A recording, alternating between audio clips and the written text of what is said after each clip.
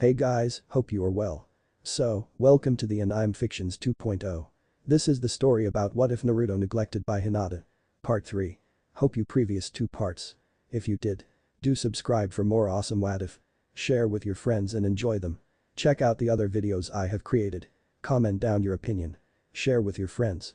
So, without wasting any time, let's jump part. Chapter 10. Talking. Thinking mental conversation. Demon god or the like. Jutsu.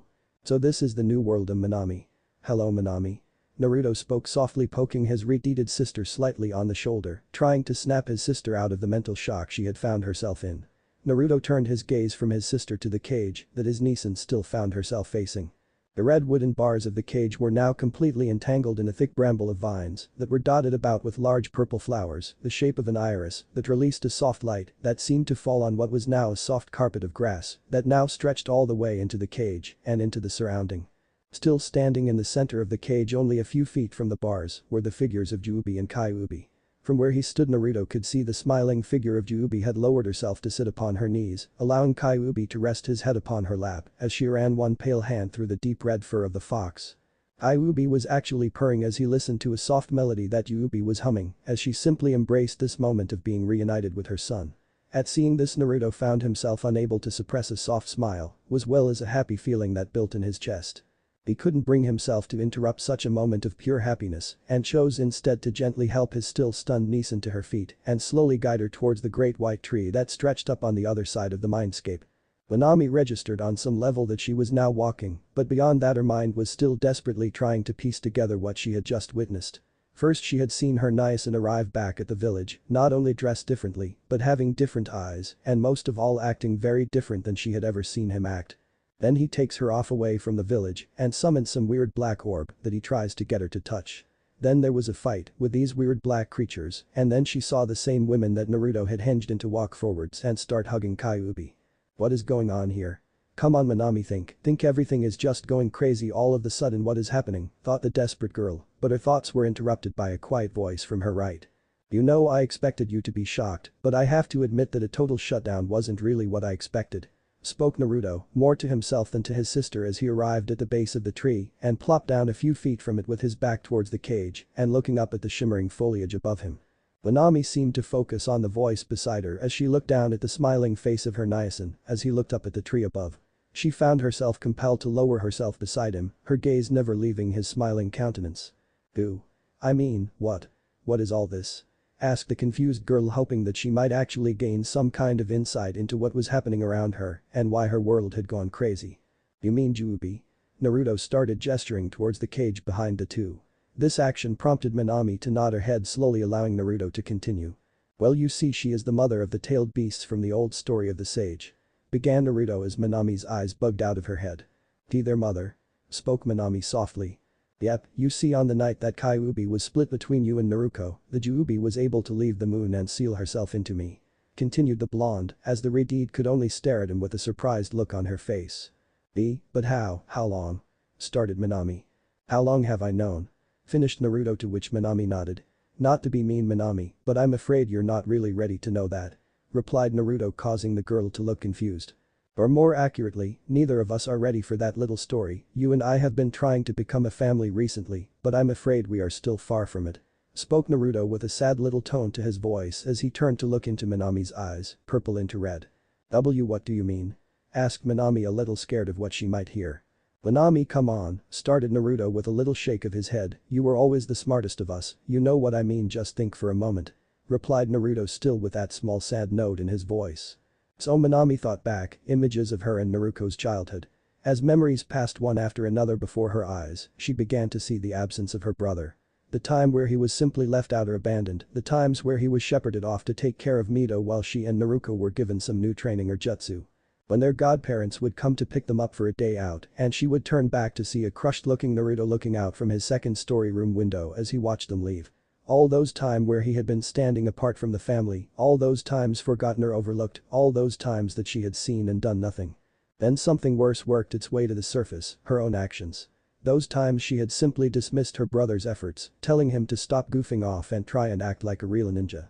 The flimsy reason she had constructed to somehow justify all those absences of Naruto just so she could feel guiltless for her actions. As memories continued to surface, one particular one worked its way to the surface and Minami could not help to have her mind drawn fully into it. Flashback 4 years. Minami and Naruto had just finished up training with Kushina and had decided to spend some of their free time before Jireya's lesson to go to the park and see if they could find some of the other clan heads.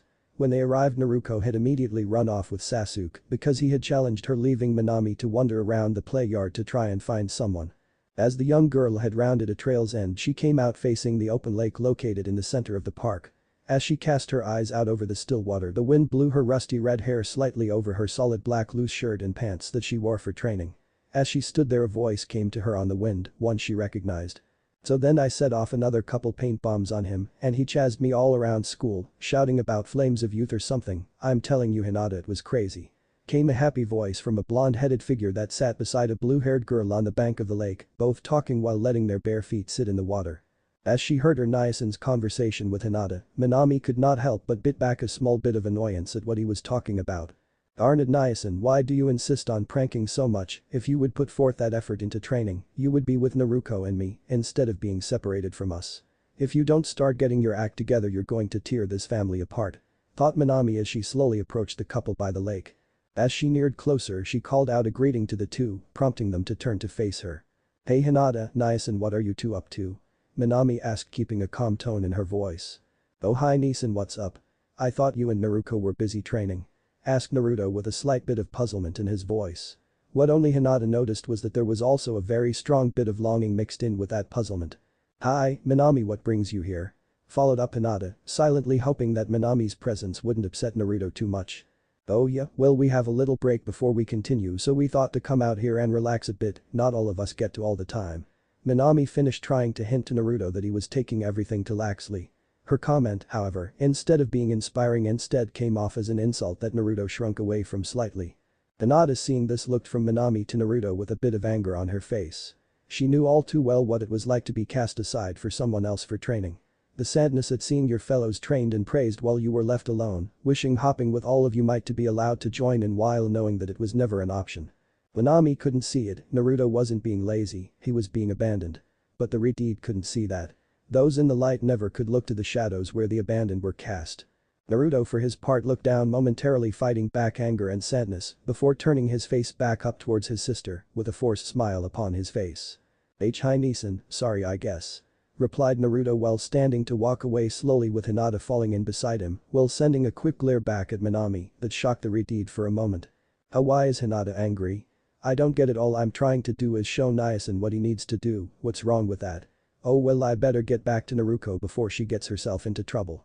Thought Minami, turning to walk away from the lake and back towards the other end of the park. Hours later at home, Minami once again found herself becoming annoyed at Naruto for his actions. It seemed after her conversation with Naruto at the lake he had decided to go and prank the Anbu headquarters. Now Kushina and Minato were out back with him, arguing with him about his actions.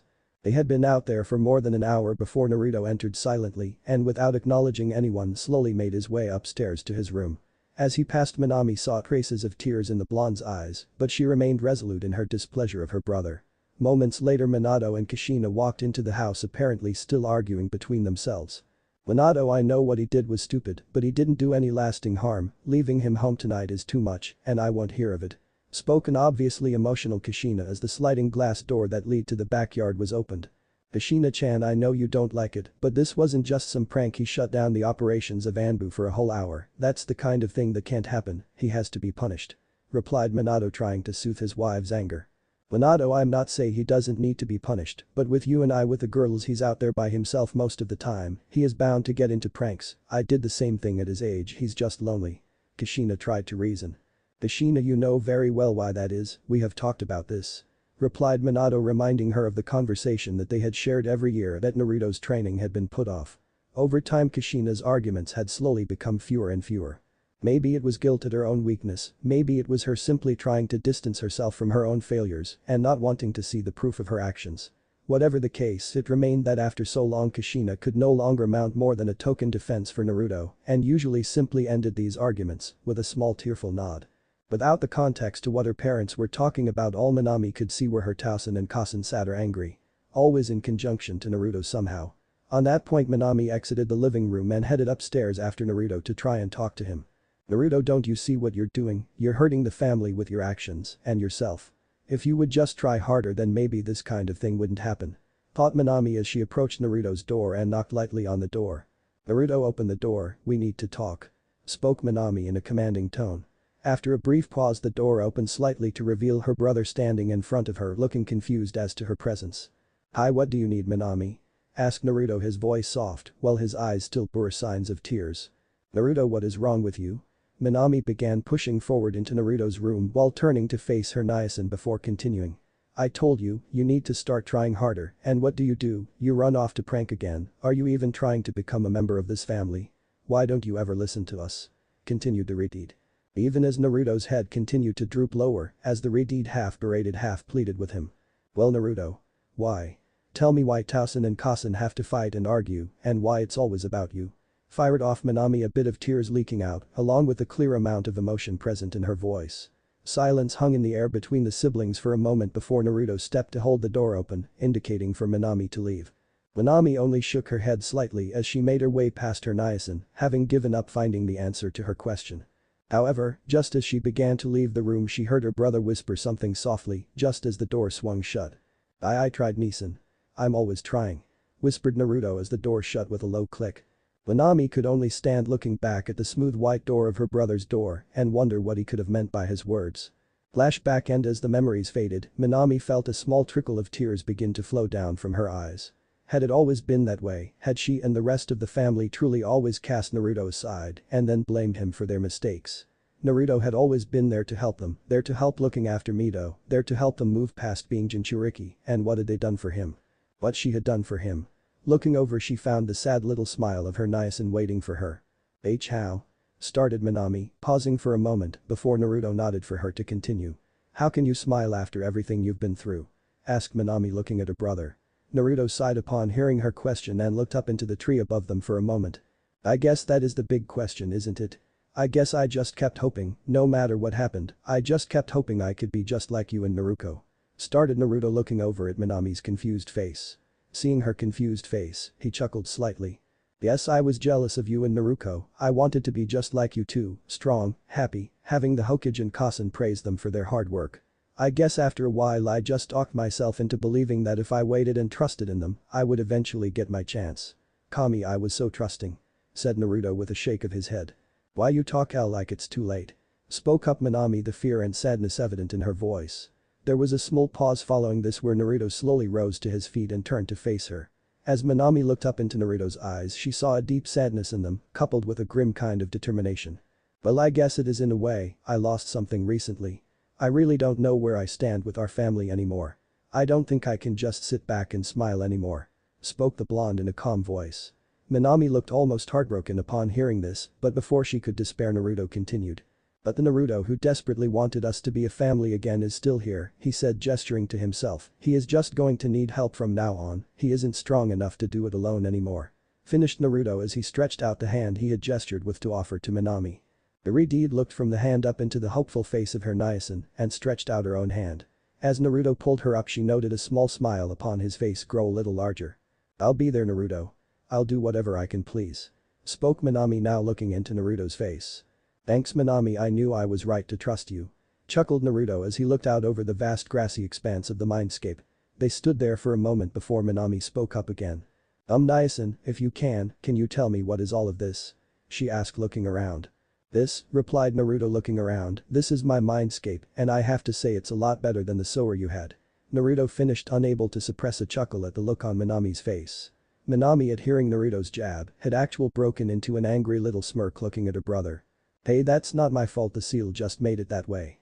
Fired back the Redeed, folding her arms in front of her chest. Tsuri. Said Naruto while putting his hands behind his head and walking slowly back towards the bright red cage before taking off in a dead sprint as Minami began to chase after him, laughing the whole way. Niacin, get back here. She shouted as she took off after the blonde.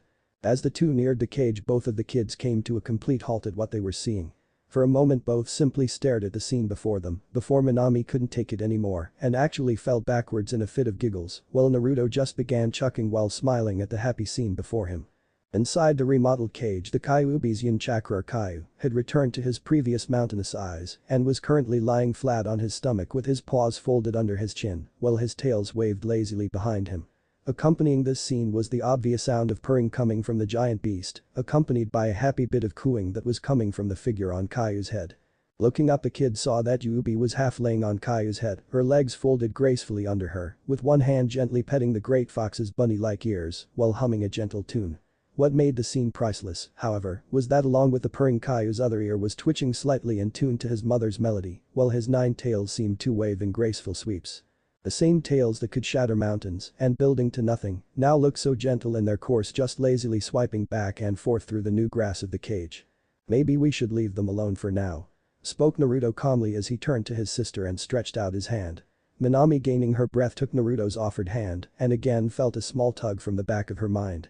The next thing she knew, she was standing in the middle of the training field that Naruto had brought her to. The entire area still looked like a battlefield, with shuriken and water lying all about, along with great chunks of the earth gouged out in some areas where attacks had landed.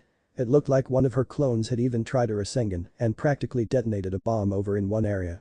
What drew her eyes more than anything, however, were the several black faces that seemed to be peering at her from a few feet away, 5 in total, and they seemed all to be gathered around something at their feet. Naruto then appeared in her vision, walking slowly towards the group, obviously interested in finding out what was causing the odd looks. Once he arrived, he seemed to stifle a chuckle before looking over at Minami and then back at the ground before motioning her that it was okay to approach. As she approached, the 5 black figures all stepped slightly away from her with soft little humming noises, and one even seemed to hide behind its fellows in something akin to fear. As she approached, she saw what they were all looking at. On the ground lay what was unmistakably one of the black figures, but something seemed to be off about it. It was a moment before Minami realized that this was the one that she had cut in half during the fight. It seems that the creature had crawled over and reattached itself to its legs. This would have been impressive if the sad guy hadn't affixed his legs backwards, so the seedling was at that moment desperately trying and comically failing to get off the ground. Naruto shook his head slightly before moving his hand over the seedling and with a small pulse of his chakra allowed the creature to recede back into a solid ball of black and purple chakra once again. Minami stared transfixed as the ball hovered for a few moments before gently sailing over beside its fellows and extending once again into a full copy of the others, with its legs thankfully back in the correct position. At this, the newly formed seedling looked around at its fellows, humming happily before catching sight of Minami and jumping behind the others to join the other hiding figure there. Minami looked at this and quirked an eyebrow up at the seedling's actions, turning to Naruto to get an answer. "It would seem that they are a bit frightened of you after your fight," Naruto commented, looking over at his niece and with a sly little smile on his face. "Afraid, but wait, what are they?" asked Minami, realizing that she still didn't know what exactly she had been fighting the entire time. Naruto seemed to think a moment before replying to the question. "Well, I guess I can tell you about them. It looks like Yubi and Kyu will be busy catching up for a bit longer, so it can at least help pass the time," replied Naruto, finally beginning at explaining the basics about his chakra and the seedlings to her, leaving out some of the details that he didn't feel he owed her quite yet. A few hours later found Naruto and Minami walking in front of the gate of the Namika's home. Both smiling as they did. It wasn't much, but the past few hours had been a step forward for the pair. It didn't hurt that Yubi and Kyu were having the best day they could remember in the last 100 years just seeing each other. Yubi had also made it so that she and Kyu had a permanent link in their mindscape separate from their hosts so that they could remain in contact even if the two were separated. It helped that they were effectively the same chakra so that this link happened almost instantaneously. As the two stepped onto the stoop, Naruto suddenly halted while a strange shiver went down his spine as he reached for the doorknob. Minami noticed this and couldn't help but question her brother's actions. Nice, and what's up?" spoke Minami, wondering what seemed to be bothering the blonde. "I just realized something," Naruto started as he turned the knob and allowed the door to gently swing open. "Mito should have gotten home about 10 minutes ago," he finished just as the door opened fully. Before Minami could even register what Naruto had said, she heard a familiar voice and noticed out of the corner of her eye a gold and red figure running towards the pair, yelling the whole time. "Aniki. Nichan. You're back," shouted an excited red-headed comet known as Mito as she launched herself forward at the pair, courtesy of 2 golden chains she seemed to have fixed to either side of the door to fling her forward at them. As the girl flew forward towards the pair, both for a moment had the same though run through their head. "So this is how I'm going to die. First C rank my ass."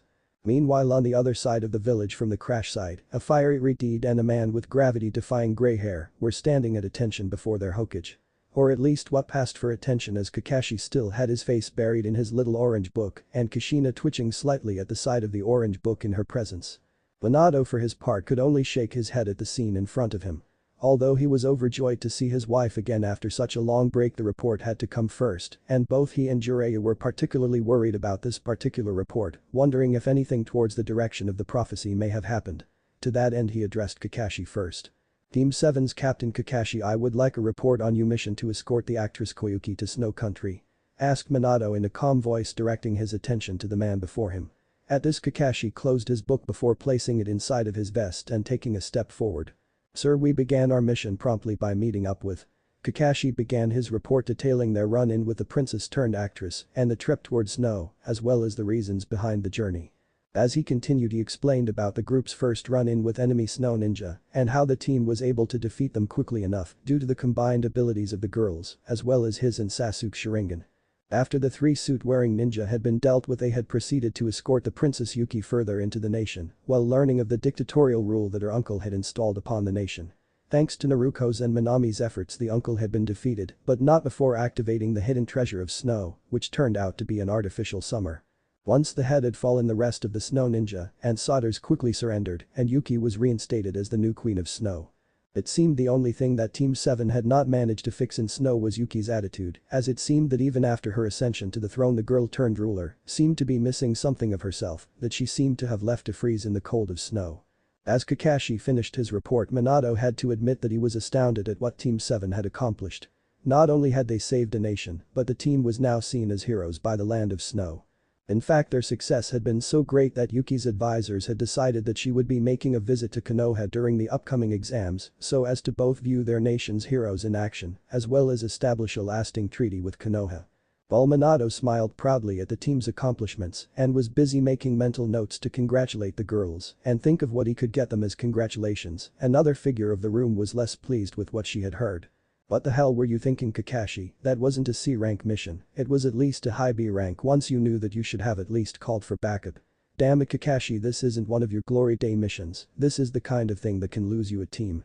Sure, my mission turned bad as well, but there at least I was going in informed and was within a rapid response team's area from Konoha. You were halfway across the continent. Odd and angry Kushina, while she may have been just as proud of the girls as Minato, she also was able to look past her pride and see that Kakashi had knowingly endangered his team, and that kind of sensei was a danger to himself as well as his team. Very well, Kakashi, I expect your report within the week, and I have to say congratulations are in order. I will be increasing the rank of the mission to an A rank for you and your team. Be sure to pass along the good news to your team the next time that you see them. I will leave it to you to tell them the good news. Spoke Minato with a clear amount of happiness and pride in his voice as he did so. After saying this, he turned his attention over to Kushina as Kakashi left the room in apparent happiness. Once Kakashi had left, Minato stood up from his desk and walked around to hug his wife. While Kushina was still angry at Minato, she could not deny that it was good to see him as well. It was not an easy thing to not see someone that you had known and loved for over 13 years and not feel something at seeing them once again. So the couple stood there for a moment simply embracing each other before Kushina broke their connection by stepping back slightly and clearing her thought before speaking. Team 11's captain reporting on a successful mission to Wave. Spoke Kushina in a professional tone. Minato, hearing this, once again assumed his Hokage position and walked around the desk to once again seat himself. Very good, please give me a verbal report of the events. Replied Minato, settling in to listen to Kushina's report. Needless to say, Kushina followed up with the events exactly until they reached the Zabuza fight. Here she altered the story to reflect that Naruto's death and abilities remained hidden. When she reached the bridge engagement, she also omitted the information pertaining to Naruto's abilities, simply listing that he and Hinata had held the bridge until she and Kiba could come and help with the cleanup procedures. By the end of the briefing, Minato was beginning to wonder if all of the C-rank missions would be turning out so hectic in the future. The news that Team 11 had managed to stand against Zabuza had been surprising, but Kushina was an A rank herself, so their victory was not impossible. The only thing that seemed off was Kushina's unwillingness to go into great detail about either battle, as if something was off. But then again, he supposed if she had been in a life or death battle with Zabuza, it is unlikely she had time to collect details on the entire event, and just like that, he brushed away his questions and returned his attention to reviewing what he had heard. Well, Kushina, it seems that your team also had an adventure for themselves. Spoke Minato once Kushina had finished. Oh Minato, if you only knew. No, I guess it is closer to say if you only cared. though Kushina with a small bit of sadness in her heart. It hurt her to see Minato like this, he had been the greatest love of her life, but now she couldn't look at him without thinking about Naruto. She felt helpless watching the man she loved become a monster in her eyes and hated herself for being seemingly powerless to stop it. But she could try. Hi Hokage-sama, but my team stepped up to the challenge. Naruto in fact has shown remarkable improvements over our training, and it seems the other members of Team 11 have nominated him for their leader. Spoke Kushina, hoping against hope that Minato might start to take an interest in their son before it was too late.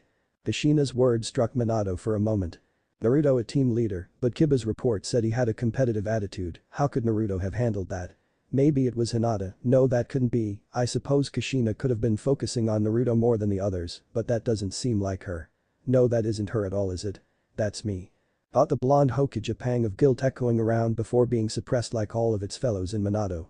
Enough Minato, that kind of thinking isn't helping anyone, focus. So Naruto is improving, well that's good, maybe if he keeps getting better we can risk letting him train with the girls a little. I know that's what Kushina really wants for him, and I'm so tired of seeing her look at me like I'm some kind of monster. I guess I have to tell her soon, but not tonight. Maybe during the exams when we are alone. Maybe then. I guess I can at least offer Naruto something as congratulations for his first C rank along with the girls. I just hope that I can be forgiven when all of this is over. Thought the blonde Hokage as he looked up into his wife's face, forcing a smile upon his face before speaking. Really? Well that's good to hear, it seems all three of the kids have had their first A rank mission before we thought they would, we will have to find a way to congratulate them, what do you think? Asked Minato. Kushina visibly relaxed at hearing this as though a small weight had been lifted from her. She was still not totally at ease, but at least it was a step in the right direction.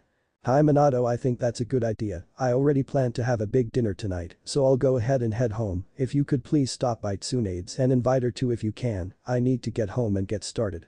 Kushina replied, bowing slightly before spinning to leave the room. With a little sigh Minato turned his attention back to the work in front of him, his mind settled slightly thanks to what had transpired. At least to him the situation seemed to be heading back into where it was supposed to be. At that same moment on the other side of town our blonde hero found himself wrapped in a bone-crushing combination of golden chains, as well as the arms of his younger sister. After bowling the two of them over at the doorway, Mito had proceeded to start firing off questions at them faster than they could even keep track of, before wrapping the pair up in her chains and proceeding to direct them inside like they were some kind of bizarre show pets, while still firing off questions as she went. At the moment Minami was mercifully being allowed to breathe after having her own squeezing experience with Mito moments before. Meanwhile Naruto was currently turning an interesting color like a mix between purple and blue. Yubi, help, I think she might actually be trying to kill me. Shouted Naruto inside his head. Now Naruto, there is no need to be hysterical, I mean you've only got a minor crack on a few bones, that nothing to whine about. Chuckled Yubi, still in such a good mood from her recent episode with her youngest that she seemed unwilling to even consider anything bad at the moment. Darn, Yubi is still in La La Land and she has already taken out Minami. Crap. I'm doomed. Wait, that's it. I'm saved. The blonde thought, calling forth as much concentration as he could at the moment. On the outside Mito was still nuzzling her face affectionately against her Anika's chest, unaware to the peril she was putting the poor boy in. Her two chains in the meantime were simply reacting to her desire to hold on to her brother and doing so a bit too enthusiastically, thus resulting in the boy's current predicament. Just as Mito was about to step back something happened that she could not have expected. With a small pop she found herself no longer holding her orange-clad Anika, but rather what appeared to be a solid black copy of him with bright purple eyes that looked down at her before looking around questioningly. Mito responded quickly with all the grace and dignity that one could expect to see from a 6-year-old. Ah! Shouted the petite retard as she shoved the black figure back, not even noticing that her chains had disappeared before she dove headfirst over the couch behind her. After a moment one could see a bright tuft of red hair poke up from the top of the couch, soon followed by the forehead and wide violet eyes of the young girl. On the other side of the couch the seedling, having seen Mito's reaction, had chosen to dive behind the closest cover, which just so happened to be Minami, and was currently peeking its own head out from over the retard's shoulder. Mito looked at the black figure suspiciously before raising one hand over the couch to wave slightly at the being, her curiosity momentarily taking a larger precedence over her worry. The seedling, who was still watching, in turn raised its own hand to wave slightly back. Just as Mito began to relax she leapt about a foot in the air as a voice spoke behind her. So Mito-chan, are you making friends with my seedling? Asked a bemused Naruto from behind his youngest sister. A moment before he had released a seedling and substituted with it in order to escape the vice-like grip of his sister. At that moment he was thanking Kami that the skills he had learned before the merger were still with him, otherwise he might have actually passed on just then. As Mito landed she turned quickly to see the smiling face of Naruto. As she saw him she turned her face back and forth between the seedling and Minami and Naruto before finally speaking. "Nikki, that's not funny." She started putting on a pouting face for a moment. However, her pouting face soon broke out into a wide grin before she jumped off the couch to wrap her arms around Naruto's neck and pulling her face up so that she was nuzzling her cheek against his, giggling as she did so. This touching scene lasted briefly, however, as Mito's attention was soon drawn back towards the seedling that at that moment was in quite the situation. The seedling, at seeing Mito's action, had suddenly wrapped his arms around Minami before proceeding to rub his own cheek against the unsuspecting Ridide's own cheek. Needless to say, Minami had not been expecting this and had immediately grabbed the seedling's arm and proceeded to flip it over in front of her so that what Mito saw was a disheveled Minami looking down at a confused seedling that was humming softly as if in confusion. Seeing this, Mito detached herself from Naruto before jumping down to the floor to run over to get a better look at the seedling. "Nikki, what is it?" asked Mito as the seedling sat up slightly to look over at her, cocking its head slightly as she approached as if not sure what to make of her. "Well, Amato, that's one of my seedlings, it's a new move I've been working on, why don't you say hello?" said Naruto looking over as the seedling slowly got to its feet and stood facing Mito, never letting its gaze leave her. Mito for her part was a little hesitant at the new creature, but as it is with most kids, her curiosity won out over her fear and soon she had started to introduce herself.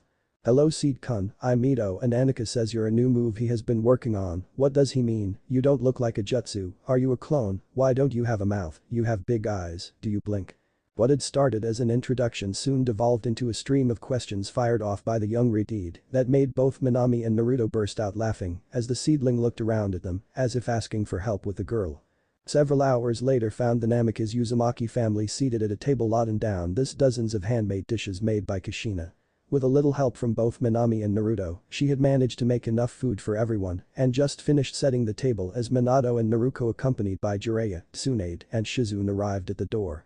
Naruto had been informed via his Paulins that Hinata and Kiba were both having their own celebrations with their clans, all of Team 11 had offered their own congratulations to the others before their parties began. So as the dinner went on, Naruto was just finishing telling everyone about their adventures in snow. "So after me and Minami hit his armor with a Rasengan, he went flying into the ice wall and then boom, the whole thing came down. Then the machine started up and it was awesome, all the snow and ice melted and it was like spring. After that we brought the princess back and she became queen of snow, isn't that awesome?" finished Naruto as everyone at the table smiled at the story. Say what you will about her personal skills, Naruto had a kind of energy about her that was almost infectious. "Well Naruto, I think I speak for everyone when I say, we are very proud of both of you for all of your hard work in snow.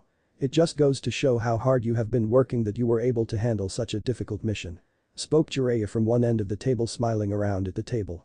The only people who didn't smile back at him were Tsunade and Shizune, but they understood that this was not the place or time for a conflict, so they decided to simply hold their peace. "Girls, I am so proud of you, to think all three of my children have become heroes of other nations, oh, come here you," spoke Kushina sitting up to go and give both of her eldest girls a tight hug, which both accepted happily. Mito in the meantime was happily clapping at the end of the story while looking at her sisters with stars in her eyes. It was no secret that Mito loved Yuki's movies and the idea that her sisters had not only met the women but actually helped her become a queen had the little girl starstruck.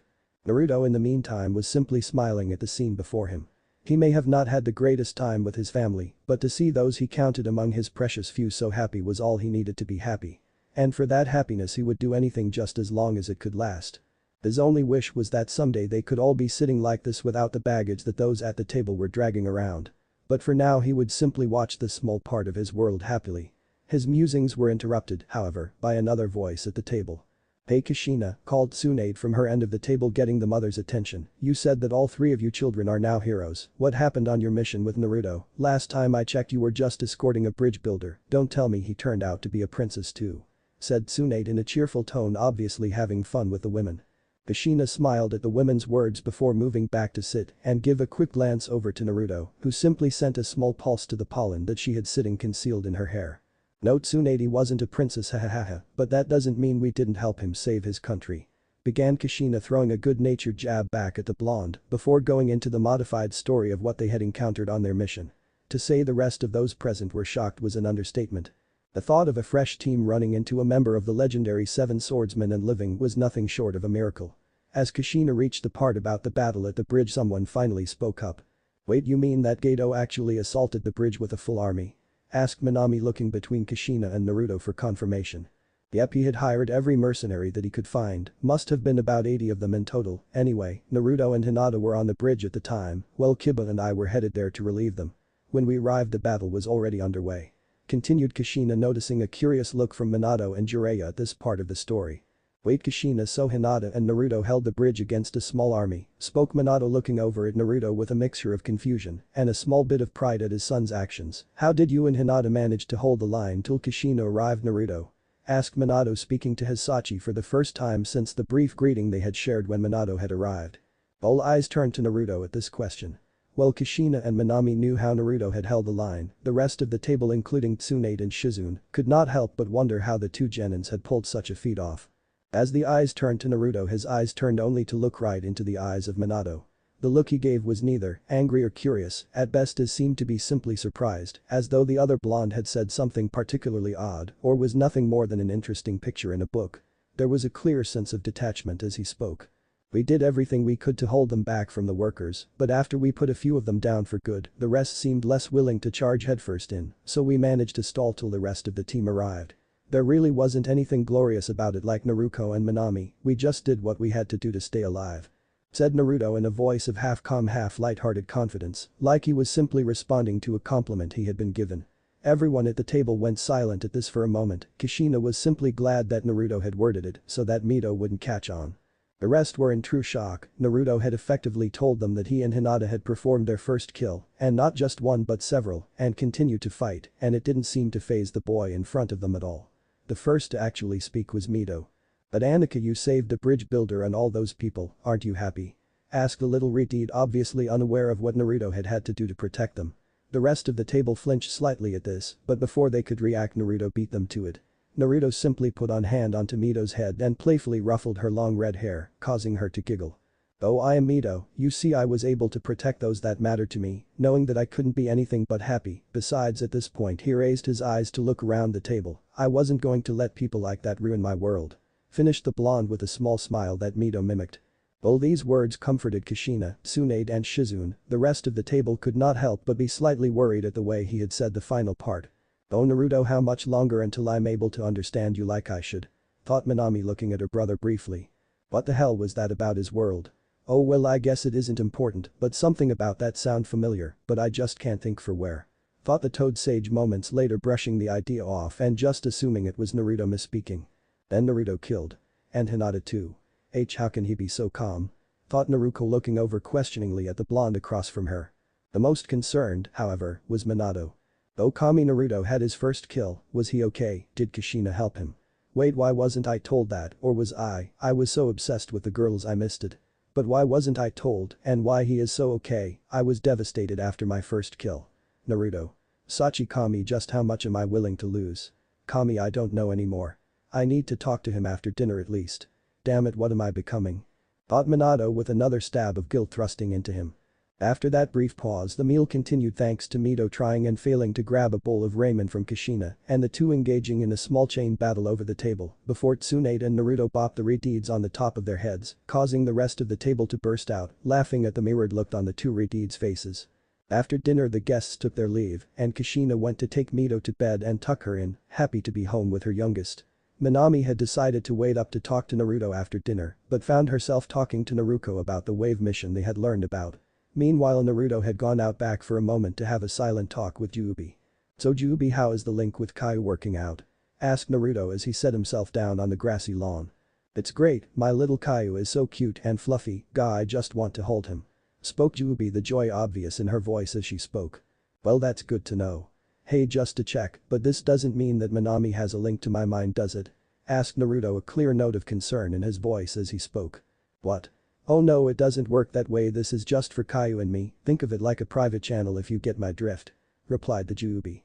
"Oh okay, good to know, thanks," thought the boy before taking notice of another figure in the yard. As Naruto looked around, he saw the tall figure of Minato standing a few feet from him, gazing down at him as he sat on the grass. For a moment the two simply stared at each other. Minato had been told about Naruto's eyes, but for some reason he could not help but suppress a tiny shiver as he looked into Hisachi's new eyes. Finally the silence was broken by the older blonde. "Hello Naruto, I just came out to ask you something if that's alright," asked Minato, trying and failing to sound anything but professional when addressing the boy. After years of trying and succeeding to separate yourself from someone, it was difficult to suddenly take a complete 180 towards the person. "Ask away Hokage-sama," replied Naruto in the same tone he had used earlier at the table. Minato could not help but feel a small bit of sadness at hearing Naruto address him so simply. First Naruto had dropped his last name, and now it seemed he may have lost even more from Hisachi than he could have imagined. Nevertheless Minato gathered his nerve and continued forward. "Well, I was wondering if you needed to talk to someone about your first kill. I know how hard it can be for a new ninja to take a life, and I just wanted to see if you needed help," spoke Minato, feeling stupid even as he spoke the words. Why would he come to me if he needed to talk? What the hell am I doing? Thought Minato as he looked down at Naruto. Naruto for his part simply looked up at Minato without twitching so much as an eyebrow at the blonde man before him. It was funny, just a year ago Naruto might have jumped at the chance to at least talk to his father. To be the center of his attention outside of his pranks. In his own way those pranks had been Naruto's desperate attempts to gain his father's attention. Even if it was in disapproval, it had at least been something. Now Minato stood before him and Naruto could not bring himself to feel anything towards the man. No hate, no longing, nothing, like the man was just a stranger to him. Maybe that's what it is. I mean, neither of the other Narutos really had a connection to him, and as far as I'm concerned I don't even know the man. Oh well, might as well answer the man, otherwise he'll never leave. "Thank you Hokage-sama, but that won't be necessary. I don't regret my actions, nor do I need comforting on the matter," started Naruto, continuing before Minato could interrupt. "Besides, Kasen was there for me already, and I have simply accepted that if I want my world and my precious people to go the way I want, some obstacles will have to be eliminated, and I've come to terms with it already," finished the blonde, standing as he finished lightly dusting himself off as he did so. Minato looked as though he had literally been punched in the face by the way he was now looking at Naruto. It was the way he spoke, as if this was just an inconvenience he had to endure, not something to enjoy, but also something that he wasn't going to shy away from. The way he spoke was so matter-of-fact, it was as if the very notion of taking a life came down to such a simple idea for the boy before him that it hardly worth notice. This frightened the blonde Hokage to his very core, and as he watched Naruto walk past him towards the house, he could not stop himself from calling out to him. "Naruto. Wait, you sound like killing is something you're fine with," called out Minato with an edge of fear in his voice as the words echoed around the yard.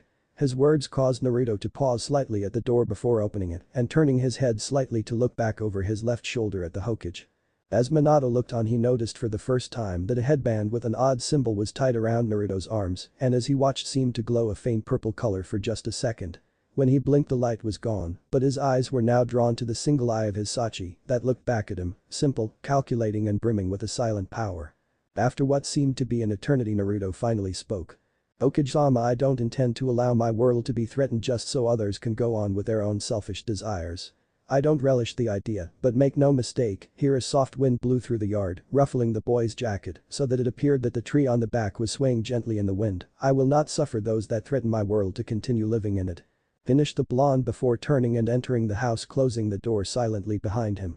Minato simply stared at the spot that Naruto had been standing for a few minutes, letting the words Naruto had spoken echo around in his mind.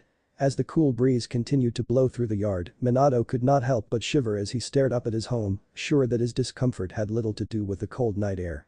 The next day the afternoon sun found Naruto, Hinata, Mito and Hanabi in the backyard of the Senju residence, with Shizune and Tsunade sitting on the back porch with Naruto and Hinata sitting across from them. A simple tray of tea sat between them as Hinata and Shizune set about serving the drink. As the four watched Hanabi run up a side of tree with Mito hot on his heels, Tsunade finally broke the silence. "So Naruto, are you and Hinata going to tell us what really happened during your mission, or do you really think we are as stupid as the Hokage and pervert?" asked Tsunade between sips of her tea. Shizune for her part looked from her sensei to the two, unable to disagree with her sensei on this point. Both women knew something was being kept from them, but they were still not quite sure at what it was. Meanwhile Hinata and Naruto looked at one another for a moment before turning to face the older women and setting down their drinks. "I guess I should have known better than to think we could fool you, Shizune-sensei," spoke Hinata softly with a small smile on her face as she looked at her unofficial teacher. Naruto in the meantime had raised one hand to scratch the back of his head slightly with a bemused grin on his face. "Yeah, I guess we should have seen this coming, oh well," spoke Naruto as he stood up from his seat and took a few steps out into the yard. Before Tsunade could ask what he was doing, the blonde spoke again. Boy, Grandma Tsunade, you're looking a lot older than usual, did you always have all those wrinkles? Shouted Naruto at the top of his voice, looking straight into the sage's face as he did so. The entire backyard went deadly quiet at this. Even Mito and Hanabi stopped their playing to turn and look at the two blondes that were staring each other down. Shizune was about to jump up to subdue her old master and hopefully save the poor boy who was about to be killed, but as she was about to stand, she felt a hand on her shoulder and turned to see Hinata looking at her. As she watched, Hinata lightly shook her head before indicating that she should look forward. Tsunade in the meantime had simply frozen her tea halfway to her face, just being held there as she processed what she had just heard.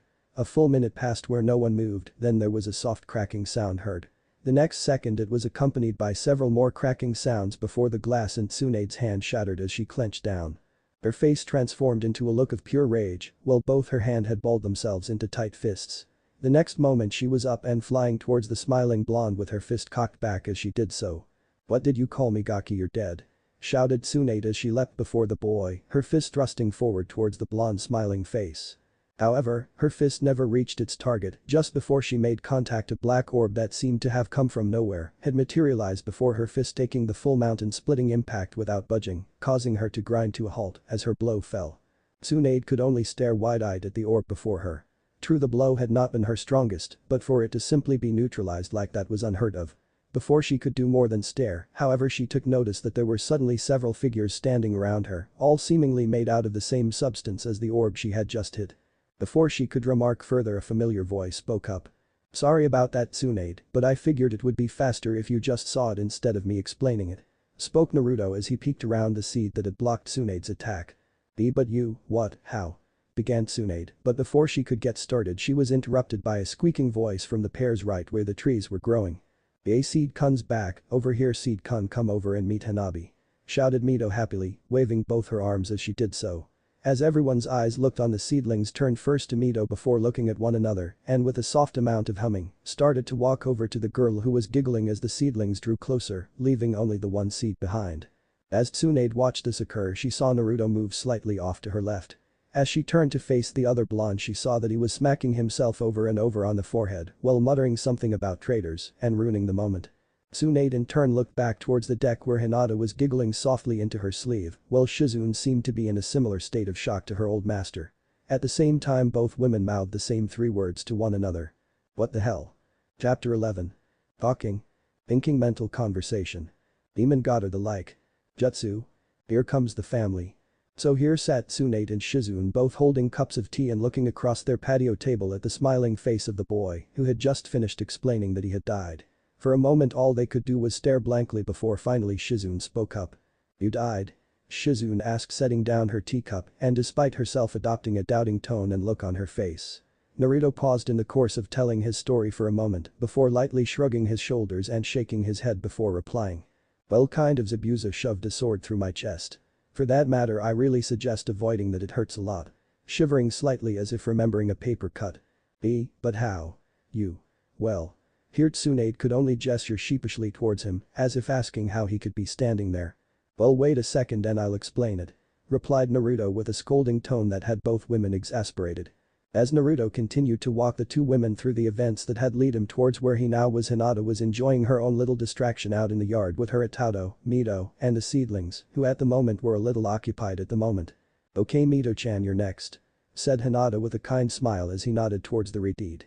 Mito squeaked with excitement and jumped forward between Hinata and one of the seedlings. This particular seedling had created a long rope-like appendage from its hand that Hinata now held the other end. As Mito stepped in between the two, Hinata and the seedling proceeded to swing their arms in a wide arc in time, letting Mito jump rope between them. 1, 2, 3, watch this, Seed-kun, I'm going to beat your score," called the small girl, giggling as the other 5 seedlings and Hanabi looked on, a small amount of happy humming coming from them as Mito giggled. "Better concentrate, Mito-chan, or you're going to mess up," called Hinata, but she was too late. Just as Mito was turning back from her calling, she caught her feet in the rope and went head over heels onto the ground with a small cry of shock.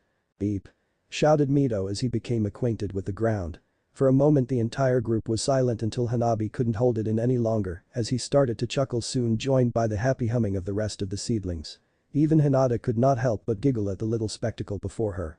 A moment later Mito had moved her head to look up at all of them with a cute little pout on her face, as well as quite a bit of grass. Unfortunately whatever look she was aiming for was ruined by her appearance, and soon the soft humming and laughter had grown to a chorus. Mito only lasted a moment longer before she too was giggling away while standing up and brushing off the loose grass from her clothing. During the last few weeks she had taken to stop wearing her white dress anymore and had traded it in for a new set consisting of a yellow battle kimono with a fishnet undershirt that only showed around her neck and shoulders. Along with this she wore a pair of black pants that only reached to her knees and that were currently covered in grass.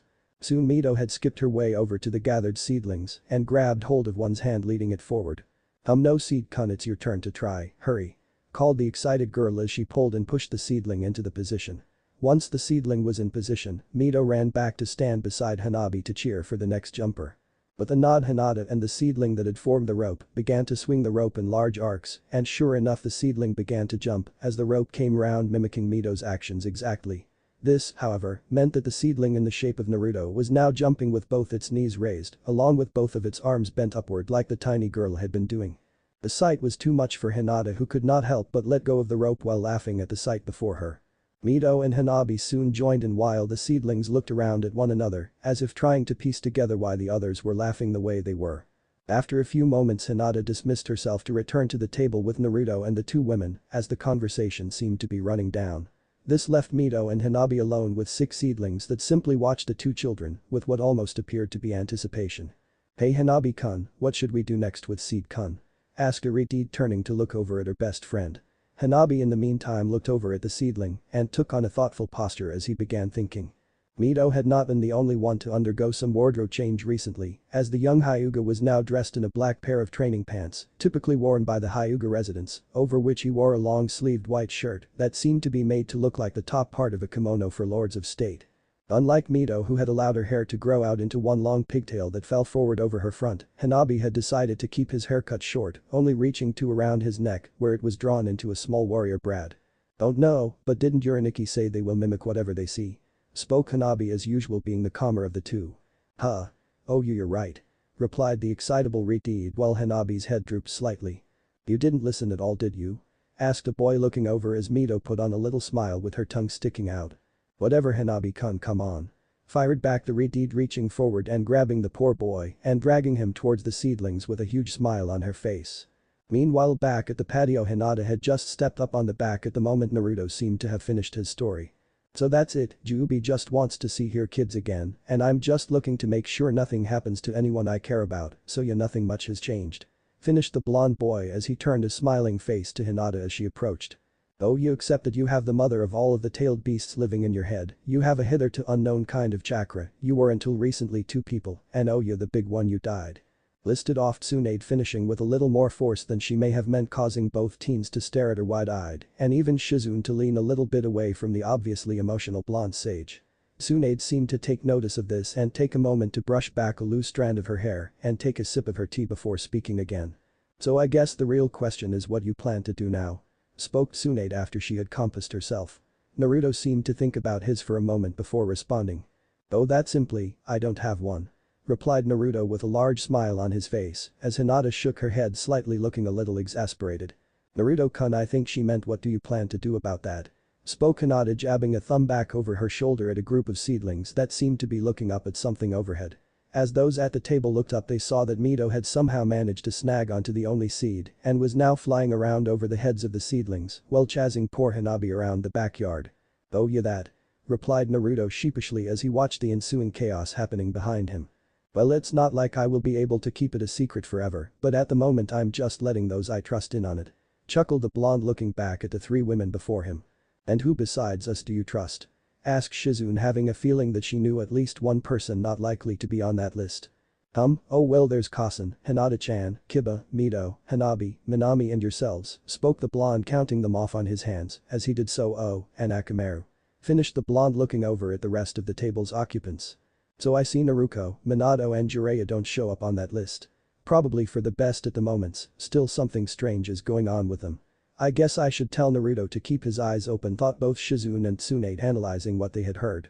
"Naruto, there is something you need to know," spoke up Shizune, looking over at Tsunade, who nodded for her to continue as Naruto and Hinata looked at their old sensei. Something is going on with Jiraiya concerning your sisters, and whatever it is it doesn't involve you at all, started the black-haired woman, seeing a lack of the usual pain that such conversations used to cause Naruto as she pressed on. We don't know what's going on, but if you want to keep your secrets, you need to be extra careful around him. Finished Shizune as Tsunade picked up on the conversation. She is right, my teammate may be a lousy pervert, but he is an amazing spy, so you will need to be careful around him. Stuff like what you said at dinner is sure to at least tip him off to something being up, said Tsunade looking over at the pair of teens. Surprisingly it was Hinata and not Naruto who answered. Thank you both very much for worrying about Naruto-kun, but it will be okay, he and I have been out of the eyes of those closest to you for as long as we can remember, staying there for a little longer won't be very hard, spoke the young Hyuga girl in a sad little voice. However, before the moment of sadness could continue, Naruto had sprung up from his chair and leapt up onto the table, turning to face the surprised Hinata, who had not been expecting his sudden movement. Now what's that face for Hinata-chan, stated the blonde as he reached down a hand towards the girl, which she gently took, allowing him to hoist her up onto the table with him. Didn't I promise you that I'd make a world where we wouldn't have to frown anymore? Spoke Naruto, who had pulled the girl into a soft embrace as he pulled her up onto the table. Come on Hinata-chan, trust me, it's going to be just fine, spoke Naruto before gently twirling with the blushing Hyuga held tight in his arms. Whatever else the change had done to Naruto, making him any less open with his feelings was surely not one of them. As the two teens held one another just smiling, Tsunade and Shizune exchanged a moment's glance with one another. As cute a moment as this is, may I ask that you get down off my patio table, spoke Tsunade as she looked up at the two teens. Both Naruto and Hinata stopped their slow spin to gaze down at Tsunade for a moment before they both broke into huge grins before laughing softly at their current position. Sorry Lady Tsunade, spoke Hinata through her giggles, while Naruto only shook his head. Yes, sorry Tsunade, but I can't get down from here at the moment without a little help, chuckled Naruto as he whistled back towards the yard. As Naruto did so, the rest of those on the patio looked back towards the yard as the seedling that had been serving to fly Mito around stopped dead before zooming back towards the patio. Unfortunately, it caused the reed to go flying off as it made its sudden departure. Luckily for her, Hanabi ran up to catch the girl before she could hit the ground, the entire time giggling as she flew through the air. What Hanabi hadn't been expecting was velocity to take both him and Mito to the ground, rolling away before the both rolled into arms to two of the seedlings who had taken to try and catch them as well. Mito and Hanabi untangled themselves, the reed still giggling as she hugged her friend in thanks as she looked over at where her transportation had headed. Soon Hanabi and the seedlings were also looking over towards the deck where the seedlings had headed. As they and the two women still seated watched, the seed came to a halt before the table before slowly appearing to melt outward while still hovering slightly.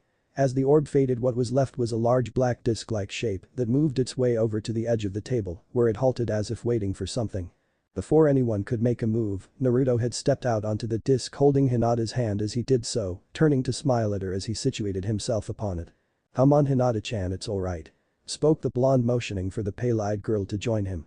For a moment Hinata seemed to hesitate, but after another welcoming smile from Naruto, she took a small step over onto the disc where Naruto was waiting to embrace her. Once she had stepped onto the disc, it slowly floated away from the table and out towards the yard where Mito and Hanabi, as well as the remaining seedlings, watched. Mito and Hanabi were looking up with stars in their eyes as they saw their siblings slowly descend to stand in front of them, both smiling at each other. Awesome Aniki, you have to let me and Hanabi take a ride, please, called Mito, unintentionally allowing her two chains to sprout out and wag about happily, giving her the look of an excited two-tailed puppy. Beside her, Hanabi was in a struggle with himself. On the one hand, his Hyuga training and upbringing told him to remain focused and cold. However, thanks to his mother and sister, as well as Mito, had kept him from becoming too reserved, and this was flying, there was no way that he was going to be able to stay calm. Nisan, please, you have to let us, I promise I won't tell anyone about Naruto, just like Mito, I promise, spoke up Hanabi, standing right beside Mito while making sure to keep just out of range of her chains. Best friend she may be, but he was still convinced she was a red devil. Looking at the two, Naruto and Hinata smiled over at their siblings while taking a step back from the disc so as to allow the kids to step forward. Okay, but be careful, I'll just have it circle the yard for now, replied Naruto, waving the two forward. Now Itato, be careful, spoke up Hinata as the two kids ascended on the disc as it began to move around the yard in a wide arc, going at a pretty stable clip. While the kids roared with delight, Hinata turned to face the smiling face of Naruto. Hinata, spoke Naruto softly, causing her to turn her pale eyes to look into his bright purple gems. This is the world I'm going to make, one where you and everyone else can always be smiling, so please smile for me always, finished the blonde, looking down into the smiling face of the girl he cared so much for. Hinata could feel some small moisture build up on the corner of her eyes as she smiled up at the blonde. "Hi, Naruto-kun, I promise." She replied as she nestled herself closer to the boy who simply held her close while allowing one of his hands to gently stroke her soft hair she still had in her hime cut. The two slowly moved back to sit at their original seats before the two women who were giving them happy and knowing little smiles. Tsunade could not help but remember her first encounter with her godson just a few months ago. Flashback. With a vengeance. Only a few days after her discussion with Shizune and Kushina, Tsunade found herself standing outside of the Namika's residence, looking forward to trying to make some kind of a connection with her godson Naruto. Before she could reach up to ring the bell, the door swung open with a voice emanating from the hallway. "Hey Kasen, we'll be back before dinner," shouted Naruko as she looked back over her shoulder past her sister Minami and back towards her mother in the living room. As Tsunade looked on Naruko and Minami looked up to notice her standing in front of them in the doorway. Both girls smiled at seeing her. "Bachan Tsunade, what's up?" called a smiling Naruko as she stepped forward to hug her godmother. "Hello Tsunade," spoke up Minami offering a soft smile and embrace. "Hi girls," replied Tsunade giving both girls back their own hugs. "Where are you two off to in such a hurry?" "Hiro-sensei is giving us some training today, wait can you come too?" asked an excited Naruko looking up at the blonde women with a large smile. Minami also looked up at Tsunade wondering what she would say. Tsunade, however, simply gave a soft shake of her head before responding. "Sorry girls but not today, I'm here to see Kushina. And Naruto," replied Tsunade seeing a look of understanding blossom across Minami's face while a small look of confusion crossed Naruko's. "Huh, but why do you want to see Naruto?" asked Naruko trying to understand why she was being overlooked for her brother. Over the last few days she had noticed that her cousin had been spending more and more time with Naruto than she had done previously. Now Tsunade was too, she couldn't help but wonder what was going on with him. "Oh well, I'll just ask Hiro-sensei after training, he'll know," thought Naruko giving Tsunade a quick hug before waving goodbye as she headed out to train, followed by Minami who gave the blonde women a small knowing look before she departed. As the girls departed, Tsunade stepped into the entryway, spying a movement in the living room. As she walked down the hall she could not help but look left and right as she did so. From picture frames she saw the smiling faces of friends and family alike. Photos that showed the girls in Jiraiya training or Minato doing the same. Still others showed birthday parties where she and most of the guests were huddled around the girls while Naruto was either on the edge of the frame or absent completely. In fact, a few photos that seemed to have a smiling boy seemed to be from years past when he was only a child. When he looked so much like her own precious Nawaki. But the small pang of guilt, she noticed that every time her face appeared on the walls there was a blonde boy's face absent from the frame. "Kami, was I that afraid so that I couldn't even take a picture with him?" thought Tsunade as she passed down the hall and emerged into the living room where a red-headed woman sat calmly waiting for her. As Tsunade walked into the room, Kushina raised a hand to motion for the blonde to take a seat on the couch opposite her. As Tsunade did so, Kushina spoke. "Hello Tsunade, from the look on your face I'm not the only one who hasn't been having an easy time the last few days," spoke Kushina with a soft sad little smile on her lips. Tsunade could only stare at the women across from her in silence as she contemplated her words. After a moment the red-head spoke again. "It's the same for me, every time I walk down that hall I see all those photos. All those times I could have been making him smile and just left him. All of my failures." Finished the red-head in a quiet voice that threatened to break. "Kushina, it's not," began Tsunade looking to comfort the red-headed women before her, but before she could say more than a few words Kushina shook her head, violently silencing the blonde before her. "No," shouted Kushina taking several heavy breaths as she did so, "and no Tsunade, this is my failure and I won't have you or anyone else let me forget it. That's the least I can do until I can see my Sachi smiling at me," spoke Kushina in a firm voice with an edge of determination to it. Tsunade for her part simply looked over at the sad but determined form of Kushina and offered a small smile as she did so. "I guess we better get started then, so where is the gaki?" spoke Tsunade in a questioning tone as she moved to stand. Kushina also stood in motion for Tsunade to follow her as she moved to the back of the house with its large sliding glass door that opened out into the backyard where she could vaguely see Mito and Naruto running around the yard. Naruto using substitution to avoid the one golden chain the little girl was attempting to catch him with. As the two women stepped out onto the patio, the laughing voice of Mito reached their ears.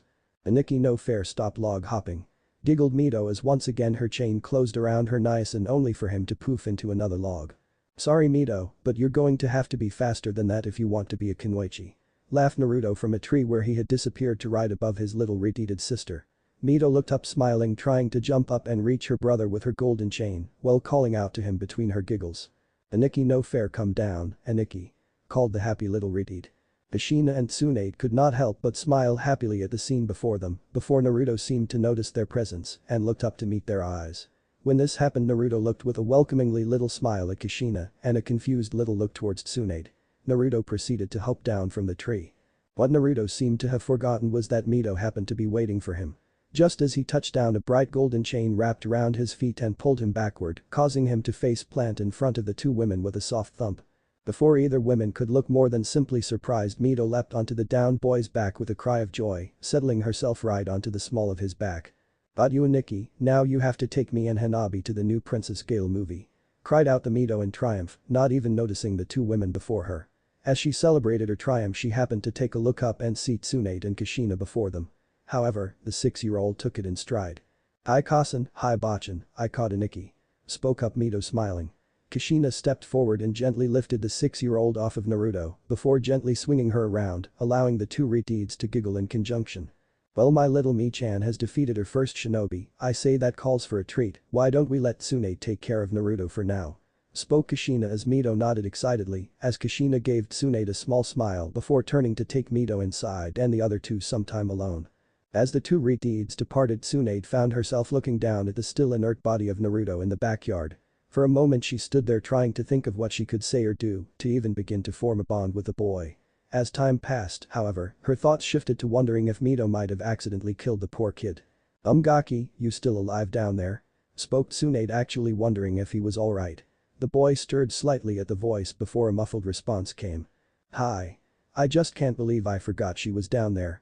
Now I won't have money for ramen cause I have to take Mito to her movie," replied Naruto, tilting his head slightly to look up at the other blonde, who could not help but suppress a smirk at hearing his complaints.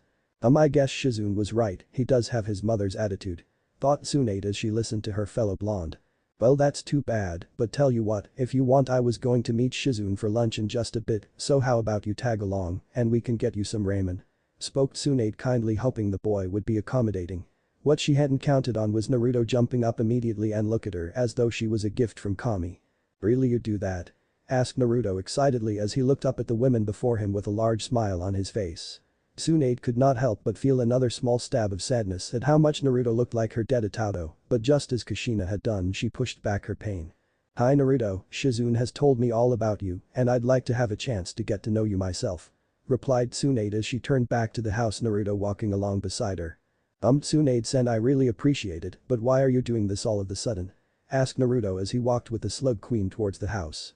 Tsunade paused for a moment, looking down at the puzzled look on the boy's face. "Damn, I guess I don't get to get away from it that easily, do I? Oh well, it's my own darn fault for creating the situation and I'm through running," thought Tsunade as she looked down at Naruto with a soft smile spreading across her lips. "Well Gaki, I wasn't the only one who realized how much she has failed you recently and I want to have a chance to try and get to know my godson," started Tsunade as Naruto looked on. "That and you remind me a lot of my own little brother. So very much," finished Tsunade softly with a hint of sadness playing out over her final words. For a moment the two walked in silence before Naruto spoke up again, just as they had reached the sliding door. Tsunade-san," he started, causing Tsunade to look down at him. If it's not too much trouble, could you tell me a little about your brother?" asked Naruto, looking a little uncomfortable brining the subject up. For a moment Tsunade only stared down at the boy. Her eyes traveling over the boy's hair, down his face, and coming to rest on his blue and purple eyes that held the same hope and strength that Nawaki's had so long ago. As she looked into his eyes, she felt a soft breeze caress her cheek and her mind turned to those happy times she had spent with her little Itato all those years ago. As the memories faded and a small tear came to her eye, she smiled down at the boy who was now looking at her with a mixture of concern and worry. "Well Nawaki, it looks like your niece has finally figured out how to keep you alive," thought the slug sage as she finally spoke, smiling softly as she did so. "Hi Naruto. I think I'd like that," she began as she opened the back door and stepped inside. "His name was Nawaki and you remind me so much of him," started the blonde as the pair moved inside. For the rest of the day Naruto and Tsunade had talked. And for the first time since those horrible days, Tsunade could see the smiling faces of Nawaki and Dan smiling down at her. End of flashback. The four continued their talk at the table while the pair of children flew around in the yard playing with the seedlings at the same time. This continued for several hours before Hinata said that it was time for Hanabi and her to be getting back to the Hyuga compound. With that Naruto and Mito also headed out. The following day found Team 11 sitting around training field 11 just waiting for Kushina to arrive. Hey Naruto, what up? Kushina-sensei never has been late before. Asked Kiba looking up from Akamaru. Naruto, who was currently resting against a tree, looked over towards his teammate with a small shrug. Sorry Kiba, but I really don't know, she just said that there was something special she had to get ready for us and that she may be a little late. Replied Naruto, adjusting himself into an Indian-style position and resting his chin in one open palm. As he looked over towards Kiba, he couldn't help notice where Hinata was dancing on the small lake a few yards away from them. After Wave, Kushina had shown Hinata another style of water walking that would help her learn to better control the current and water of her new element. To that end, Hinata had taken to practicing whenever she was able to, eager to master her new element. It didn't hurt either that Hinata loved the way Naruto would sit and watch her practice with his soft smile and genuine look of happiness. Seeing Naruto's gaze shift, Kiba turned to see what his focus was on, shaking his head as he saw his other teammate who had currently performed a graceful little twirl. Hinata, that's not fair, how can I talk to him when you're doing? Here Kiba paused, simply gesturing towards her for a moment. Well, that. He finished. Naruto only scratched his head slightly at this, while Hinata had to stop herself from falling into the water with a bright blush on her face. Sorry Kiba, replied Naruto as Hinata walked back towards her team with a small blush still present on her face. Kiba only waved his hand dismissively at this while chuckling slightly to himself. Relax you two, I'm only messing with you, besides my cousin and Nisan would have my head if I how did they say it. Messed up the cutest couple in Konoha. Finished Kiba with a smile on his face, seeing the other two blushing slightly at his words. Okay Kiba, you've had your fun. Came a voice from behind the group. As they turned, they saw Kushina had arrived. Hi sensei. Replied Kiba with a chuckle. Kushina sensei, could you tell us what delayed you? Asked Hinata, having heard Naruto's earlier statement. At this, Kushina turned to face Hinata with a small smile. Hi, Hinata, you can know. You see, I was planning to hold off on this until you were able to receive a few more C ranks, but really I saw you all perform better than I could have hoped for. At this, the team looked around at each other, smiling happily. But that I decided to give you an option to participate in the Chunin exams that will be hosted this year in Konoha, continued Kushina with a large smile on her face. Naruto, Hinata and Kiba all looked almost dumbfounded. Sure, they had performed well on their last mission, but to get to join the Chunin exams after only half a year of active service. Before they could start firing off questions, however, Kushina continued. Now I know you are all thinking the same thing, so let me fill in a few of your blank spots. Smiled Kushina as her team nodded their heads excitedly at the prospect. Now I know we haven't been a team long, but this isn't just about a possible promotion. Heck, the Chunin exams are just a public way of being recognized. I got mine via battle promotion, and I think Kiba, your sister, got one after finishing her medical training. Continued Kushina, Kiba nodding in response to her statement. What the exams do offer, however, is a chance to see how you are advancing alongside your fellow shinobi in Kinmoichi. It also gives you experience dealing with foreign operatives in a controlled environment. This is a chance for all of you to compete and possible fight new abilities and styles in a more controlled environment. Now I won't lie to you, people do die in these exams, but being an exam the chance of dying is much less than that of a mission, still this isn't something to underestimate. So I leave it up to you team, if you want to participate here are the forms. Finished Kushina, pulling out 3 sheets of paper from behind her back as she finished speaking. One by one each of the members of Team 11 looked first at the forms and then at each other, all wondering what they would decide. Hinata was the first to speak. Sensei, this is a great opportunity, but what about Naruto's new abilities? Hinata said, looking over at her boyfriend as she spoke. I mean, how will he be able to keep his abilities secret if he is on display in the exams?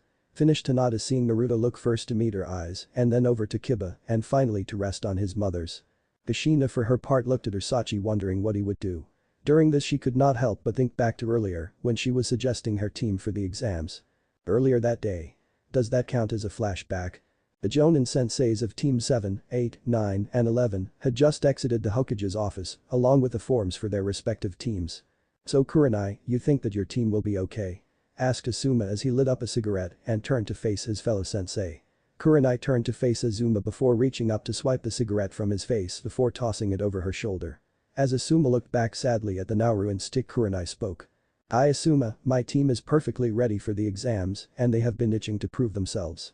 Sakura in particular expressed a desire to see how she matches up against other genin. Responded Kurenai with a hint of pride in her voice. Kushina couldn't help but comment on. So Tsunade is rubbing off on her, I guess we should have seen that coming. Chuckled Kushina while seeing Kurenai nod in answer. Hi, but you can't fault the results. That girl takes to medical justice like a fish to water. She is going to something special in no time. Besides her, Shino has also gotten a new hive recently, and Yakumo is looking to be the future Genjutsu master of Konoha. Finished Kurenai with pride. Yosh. Your team may be great, but my team is going to dominate these exams with the power of youth. Shouted Guy from behind the group, drawing their attention. I wouldn't bet on it, Guy. My team is the ones that are going to dominate this time. Replied Kakashi, looking over the brim of his orange book at his rival. Before Guy could respond, Azuma spoke up. Don't you think you're giving your team a little too much credit? I mean, Guy's team has already had a year of experience. My team may have taken a lot of steps forward, but experience is something you can't replace. Finished Asuma. Hi, but you are forgetting that Minami and Naruto both have extensive training from not only the Hokage, but too the sages of Konoha. Besides that, Sasuke is a prodigy and is already moving towards their level. Heck, all I've had to do is keep them in check and give them some team building exercises. This exam will only be a formality. Finished Kakashi with a smile. The other senseis, however, were less impressed. I wouldn't sound so proud if I were you, Kakashi. It sounds to me that your students may be amazing, but you're not really responsible for their progress. Spoke up Kushina, giving the gray-haired Jonin a harsh look. The rest of the senseis could only agree with Kushina's assessment before continuing on. The group continued to bicker back and forth as they moved forward, but back in the office, two men were having a heated debate. Relax, Minato, it will be alright.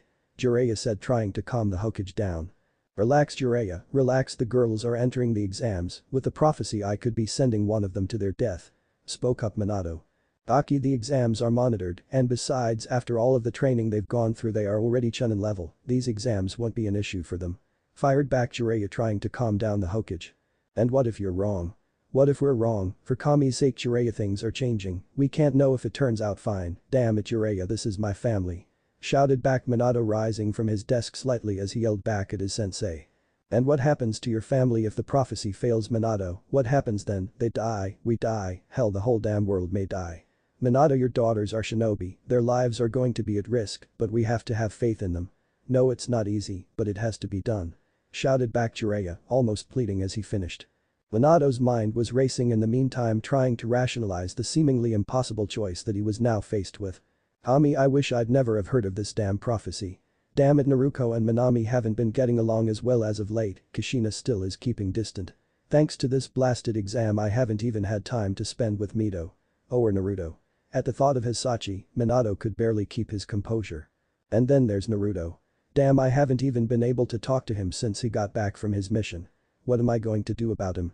I mean, I know that he wasn't going to just run back into my arms, but I guess I just wasn't ready to lose a part of my family so soon.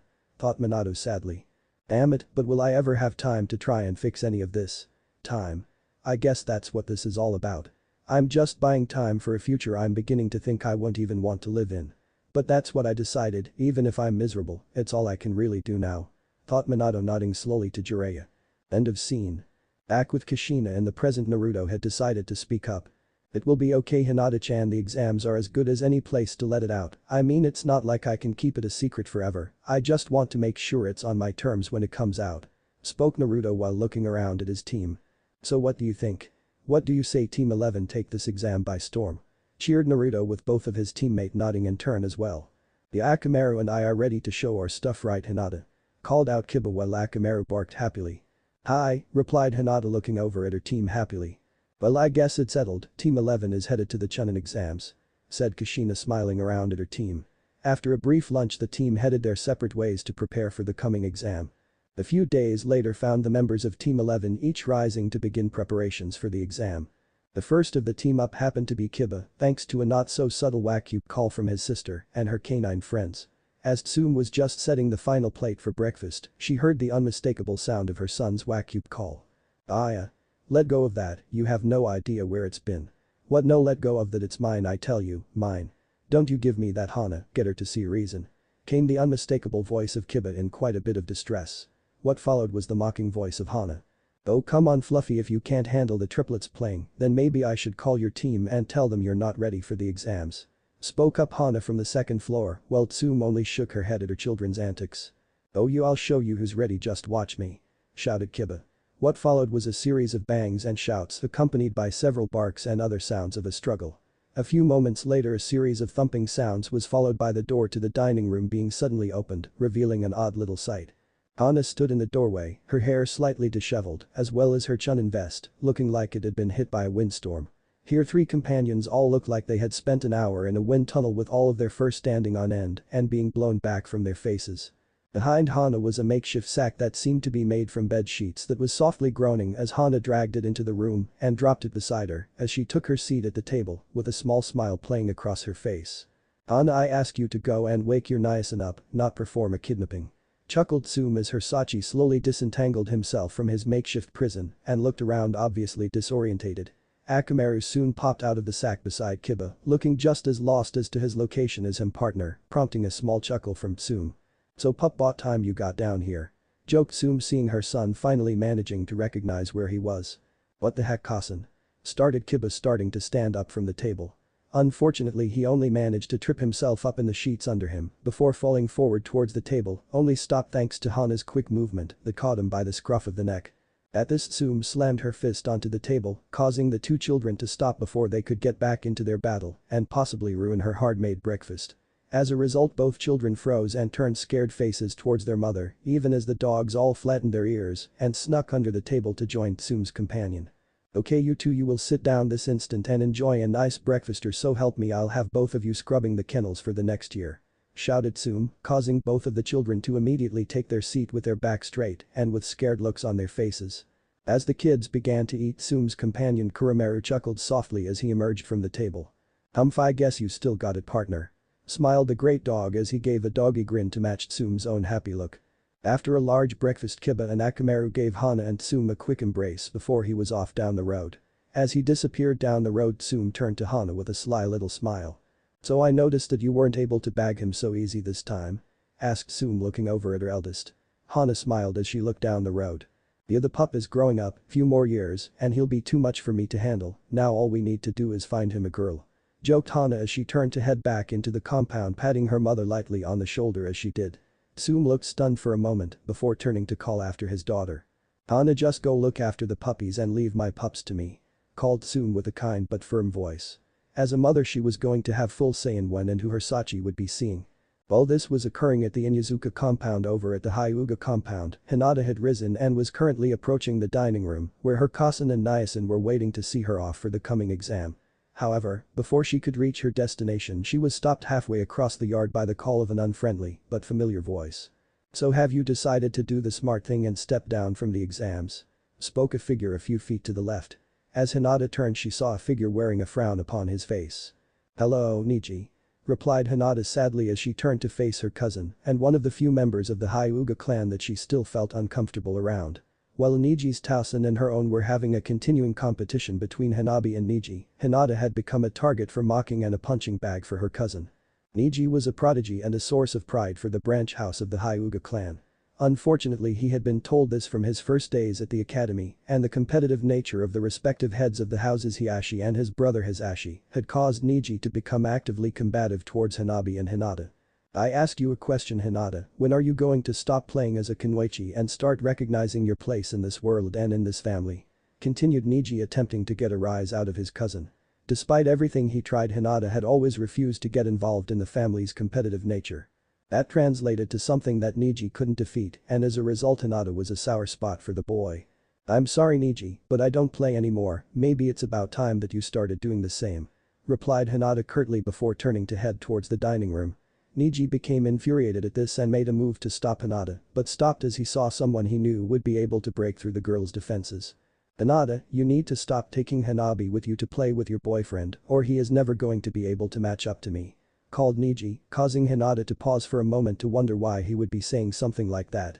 Before she could question, however, she heard another voice from off to her right that made her question suddenly pointless. "I have to say I agree with Niji, Hinata, your own desire should not endanger Hanabi's future," spoke Hiashi from the deck of the home, where he was now standing looking down into the garden where the 2 teens stood. For a moment Hinata did not speak or move, only take a second to suppress the sadness she was now feeling. Ever since Hanabi had been born Hiashi had become colder and colder towards her. His unending competition with his brother led him to shun her more and more. Hinata had been effectively cast aside by Hiashi simply to watch as her Tausen had worked and trained the boy to beat Niji. Hinata had her Kasen, but with her injuries, there was only so much she could do to help Hinata along the path of the kunoichi. Still, without Hitomi, Hinata would not have been able to hold on to her happiness long enough to meet Naruto and discover a bond with her at Tauto, and for that Hinata was forever thankful. The only times that she remembered the pain of her lose was when Hiashi turned his eyes upon her and spoke in the same disapproving manner that had defined her last 6 years of her life. Slowly she turned to face Hiashi while steeling herself to respond. Hanabi Niasen comes with me so that he can play with Mito-chan, they are working together to become better shinobi. If I am not mistaken, you yourself commented on how his dogging abilities have improved during your last session, and I have to say Mito-chan is prominently to thank for that. Replied Hinata softly to Hiashi, looking right into the man's eyes as she did so. Hiashi for his part thought back and could not find fault with his daughter's words. True enough, but the fact remains that Hanabi has responsibilities that you have to realize. Continued Hiashi as he turned to leave. As he made his way across the compound, he heard Hinata speak up, causing him to turn around to face her. His responsibilities should be to have the life he wants and not the one you've decided for him, said Hinata in a calm voice as she turned towards the dining room. While she still may feel sadness at her father's and Niji's behavior, her time as a silent sufferer was past. Like Naruto, she had seen what such actions lead to, and like him had decided to start changing herself just as Naruto had. Hiashi for his part simply stared at the back of his daughter as she made her way into the dining hall, where she was greeted by an excited Hitomi and Hanabi. Moments later he shook himself before heading back to his office. Niji in the meantime simply scowled for a moment before heading out on his own to meet up with his team before the exams. A while later found Hinata standing in front of the gates of the Hyuga compound, sharing a hug with Hitomi as the mother softly stroked Hinata's hair, simply wishing never to let go. Hanabi in the meantime was standing a little to the back of the exchange, having been the one to wheel out Hitomi's chair. As Hitomi let go of Hinata, the girl took a step back, smiling at the two members of her family. Now look after yourself and make sure to tell Kiba-kun and Naruto-kun that we are cheering for them as well. Spoke Hitomi, smiling at the kunoichi before her that she was proud to call her daughter. Hanabi spoke up a few seconds after Hitomi. Hi niece, and good luck. Me and Mito are looking forward to seeing you and Naruto in the finals. Smiled Hanabi as Hinata bent forward to give him a brief hug before heading out. Of course Atauto, we'll make it all the way, promise. Replied Hinata, smiling as she departed her home, giving the two a soft wave as she did so. Across town at the Namika's house, the final two members of Team 11 were standing in the entryway just about to depart, except for a minor hiccup. Mito, you have to let go of Naruto or he won't be able to go to the exam. Spoke Kushina, trying to console her youngest. Mito had wrapped herself securely around Naruto's leg and secured herself to the banister via her chains and was refusing to let go. As Kushina spoke, the little retard shook her head quickly. No, I changed my mind. Naruto Niasen is staying here. Replied the retard in a strong but sad little voice. I told you that letting her know that the exams were dangerous would backfire, but no, you just had to tell her the truth, now you're stuck here. Chided the Juubi as she watched the scene unfold. Okay fine, maybe it wasn't that smart, but what was I supposed to do, lie to her? Fired back Naruto while summoning a small sliver from a pollen to cut the chain holding Mito to the banister. Once cut, he bent down to unwrap the girl's arms from around his leg and brought her into a tight hug while running one of his hands softly through her long red hair.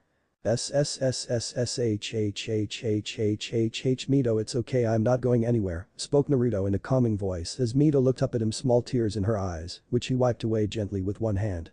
Remember, I promised that I wouldn't be going anywhere, continued Naruto as Mito nodded slowly. Beside, I have Seed-kun with me, right? I'll be just fine. Finished Naruto with a smile as Mito seemed to brighten up at this a little herself. Besides, I'll give you something that will let you check up on me and Seed-kun, no matter where we are. He may not be as fuzzy as our other friends, but he will have to do.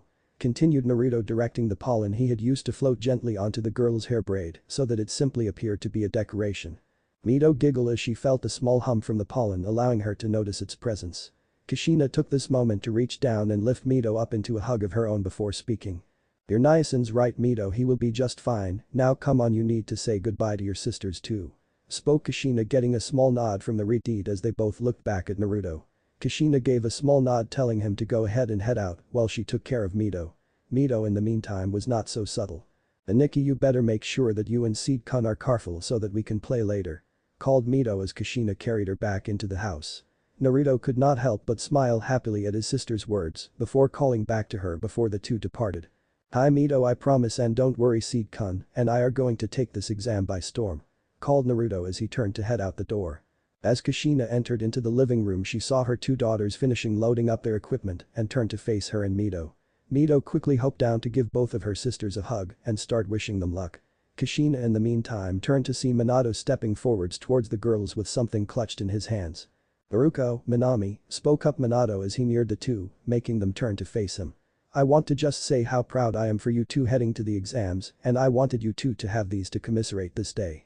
The blonde finished as he revealed two of his signature kunai with a sealing array present on the handles. Both girls happily accepted the gift and the quick hug that followed before turning to head out and meet their teammate. As they left, however, Minami paused for a moment before turning to face her Tausen with a questioning look.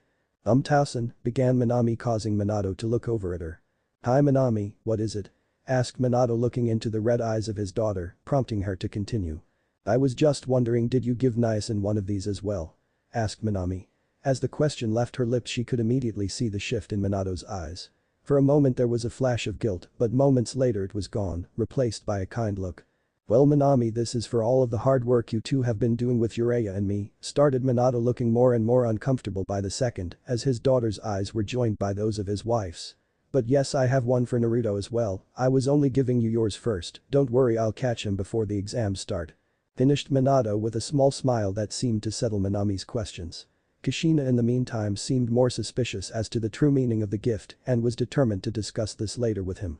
In the meantime, Naruto had met up with Hinata and Kiba, and the three were currently making their way towards the school where their first exam was scheduled to occur. As they walked, they caught sight of another trio of individuals who seemed to be making their way in the same direction. The trio was off to the left of the group. As they walked, they could not help but take in a few details of the other trio. The one closest to them was a girl who looked to be a year or two their senior and whose blonde hair was pulled back into 4 ponytails, while her black eyes were rolled back in a look of annoyance at the words of her compatriot. Besides that, she was wearing a white dress/fishnet combination, as well as what appeared to be an oversized fan of sorts. The second figure, the one who seemed to be speaking, was dressed in a full black bodysuit, along with an odd wrapped bundle that sat on his back. His face also was covered in purple war paint that made him appear a little offsetting compared to the final fellow. It was the final figure that drew Naruto's attention, however. He had short scruffy rust red hair that was cut short so that one could see the clear carved word love that adorned the youth's face. Along with this, the boy's teal eyes were bordered by a clear black outline that gave him the appearance of a raccoon. To complete this look, the boy carried a large gourd on his back that was almost as large as the boy himself. As the two groups walked closer, two things happened. First, their conversation became noticeable, and secondly, that an odd feeling crept up through Naruto. "Look, Temari, I'm telling you, you should have let me just pop the kid. He shouldn't have been mouthing off so much in the first place," spoke the boy in the war paint as he spoke to his fellow. "And I'm telling you to shut up before I am tempted to see if they will let this team compete with just Gaara and me," replied the identified Temari in a commanding tone that caused the other to go silent. While Hinata and Kiba could not help but listen to the conversation occurring beside them, Naruto was busy having his own conversation. "Shukaku-kun. Oh Kami, it is you," whispered the Juubi as she looked over at the red-headed boy with tears forming in her eyes. "Shukaku. Wait, as in your firstborn?" asked Naruto with clear fear in his voice as he turned to look at the red-headed boy who was now level with his own group as they approached the school courtyard. "Hi, oh Naruto, this exam has just become more dangerous than you can possibly understand," finished Juubi just as the red-headed boy's eyes turned to so that his teal crazed eyes looked directly into Naruto's purple ones. Chapter 12. Talking. Thinking mental conversation. Demon god or the like. Jutsu. Meeting the new and old alike. While Hinata and Kiba could not help but listen to the conversation occurring beside them, Naruto was busy having his own conversation. "Shukaku-kun. Oh Kami, it is you," whispered the Juubi as she looked over at the red-headed boy with tears forming in her eyes. "Shukaku. Wait, as in your firstborn?" asked Naruto with clear fear in his voice as he turned to look at the red-headed boy who was now level with his own group as they approached the school courtyard. "Hi, oh Naruto, this exam has just become more dangerous than you can possibly understand," finished Juubi just as the red-headed boy's eyes turned to so that his teal crazed eyes looked directly into Naruto's purple ones. As the two's eyes meet, both of the boys stopped dead in their tracks, followed soon after by their respective teams. As the others looked for the two boys, the members of Team 11 noticed that the other group aside from the red-head seemed more than a little afraid at the current interaction between the two boys. That's odd, the girl and that guy in the black suit seem worried about their teammate, wonder why," thought Kiba as he looked back and forth between the other members of the team across from him. Hinata was also thinking along the same lines, only her concentration was also on Naruto. "Naruto-kun, what's wrong? I've never seen you like this before," And what's with this team, something just feels off about them. Thought the pale-eyed girl as she surveyed the situation. Temari and Kankuro were also concerned, but for a very different reason. Oh shit, first that Sasuke guy and now Gaara's found someone else. I swear if I make it through till the end of the day, it will be a freaking miracle. I just hope Temari can calm him down before he gets out of hand. Thought Kankuro, sweating slightly at the almost hungry look that was adorning Gaara's face. Beside him his sister Temari was thinking along the same lines. What the heck is with these leaf ninja, are they just predisposed to trying to tempt fate by getting Gaara's attention? Crap, he is already riled up from that Sasuke guy and those two girls, now this guy on top. I don't know if he will be able to stay calm. Crap, what can I do here? Thought a frustrated and genuinely scared Temari as her eyes flew between her brother and the leaf shinobi. After what seemed like an eternity one of the boys finally spoke. Mother says that you are one to watch, but she does not say why. You just may be worth killing. Spoke Gaara as he surveyed the blonde boy standing before him. Naruto for his part seemed to have overcome his initial shock and was simply looking at the red-headed boy before him with a note of curiosity.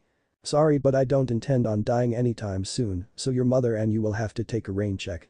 Naruto replied, simply gracing the Sand siblings with a confident smile that reached all the way to his eyes. To say the Sand siblings were shocked at this was an understatement. Kankuro seemed to have gone completely catatonic, simply staring forward in complete shock, obviously thinking that this was the end of his life. Temari was slowly backing away from Gaara, as if expecting him to explode any moment. The final member Gaara actually seemed to blink at this for a second before giving a horribly unnerving grin that twisted his face into a feral look, not unlike one seen on a beast right before it stuck. The smile Gaara was now giving was unnerving enough to genuinely unnerve 3 of the members of Team 11. What the heck is up with this guy? He looks like he's getting ready to pounce or something. Thought Kiba, Akamaru also thinking along the same lines and giving off a small whimper as he retreated farther into Kiba's coat. Hinata in the meantime was going through her own little mental debate, trying to stave off the fear she felt. Why is he looking at Naruto-kun that way? It's like he wants to feed on him or something. Darn it, girl, get it together, you need to stay strong for everyone. Thought Hinata. Unknown to the girl, from deep within her there was a faint pulse at her words, as if something old had begun to awaken, but had stopped just short of opening its eyes.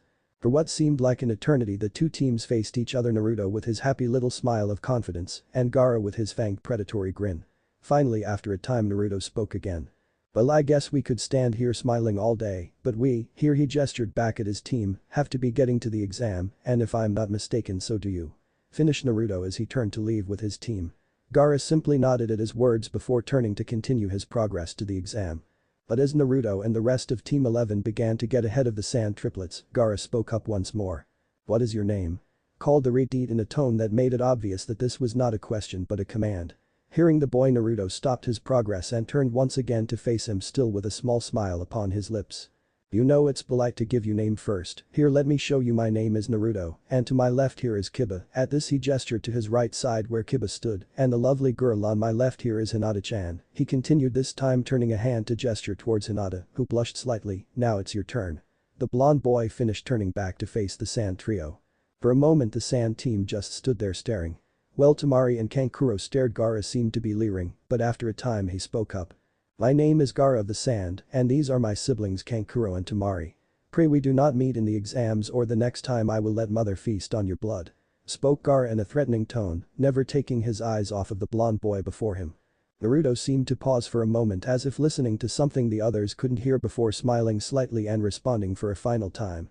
Well, I'll keep it in mind, but I will tell you this, your mother and her mother need to have a sit down at some point. Spoke the blonde cryptically as he turned with his team to enter into the academy building they had finally reached. Gaara and the rest of the Sand team simply stood puzzled for a moment, trying to decipher the blonde's words. While the trio was still attempting to understand their meaning, Shukaku was in a state of barely suppressed excitement. So it is as I thought, Kasen has returned at last. Together we may be able to make these filthy apes pay once and for all. Chuckled Shukaku to himself from his nest within Gaara's mind, smiling to himself as he thought of what was to come. In the meantime, Team 11 had made its way into the third floor of the exams, seeing a couple of chuckling chunin past them going the opposite direction and muttering something about a good group of participants, but the team paid them no mind as they approached the final landing before the classroom. As they arrived on the final landing, they all caught sight to 2 figures standing in the hall facing them. The first figure was the familiar face of Kushina, who was smiling at the team with obvious pride on her face. The other was the figure of Minato, who seemed to be at a bit of a loss as to what his face should be settled on.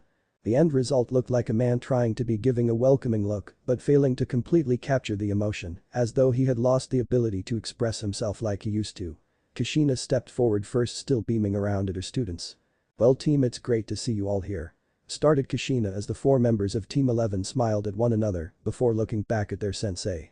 "Anyway, I'm just here to tell you that I expect you to clean up in these exams," cheered the red-heated woman as she excitedly raised a fist in triumph. All of Team 11 also let out calls of celebration mirroring their senseis before giving her a happy salute.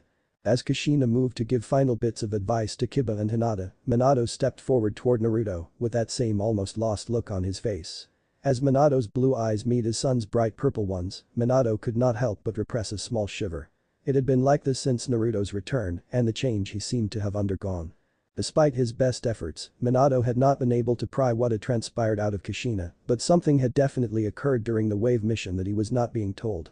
The sad thing was, however, that he had started to doubt whether or not he was even worthy of knowing anything about Naruto. It always came back in full force when he saw his son's new eyes, as if somehow their shift encapsulated all of his feelings towards the boy in one simple color shift. Nevertheless, he steeled himself as he looked on at his fellow blonde. Naruto, I wanted to wish you luck in your exam and give you a little something for progressing this far," stated Minato lamely as he extended his hand holding one of his customized kunai out to Naruto. Naruto for his part only blinked down at the kunai before looking back at Minato with obvious confusion on his face. Jubi, is it just me or is the world just decided to go crazy today? First Shukaku and now the Hokage giving me a gift. Did someone working for Kami just lose their shit?" asked Naruto, wondering what exactly he had done to have the world go so crazy so fast. "Hey, don't talk about Shukaku-kun that way," replied the Jubi heatedly with a touch of annoyance in her voice. Naruto only mentally rolled his eyes at this. "Well, if you would tell me what's up with him maybe I would, but all you've done so far is give me cryptic statements. Jubi, how am I supposed to understand if you won't fill me in?" questioned the blonde in his mind. Jubi sighed heavily at this, giving her head a little shake as she mulled over what blonde had said.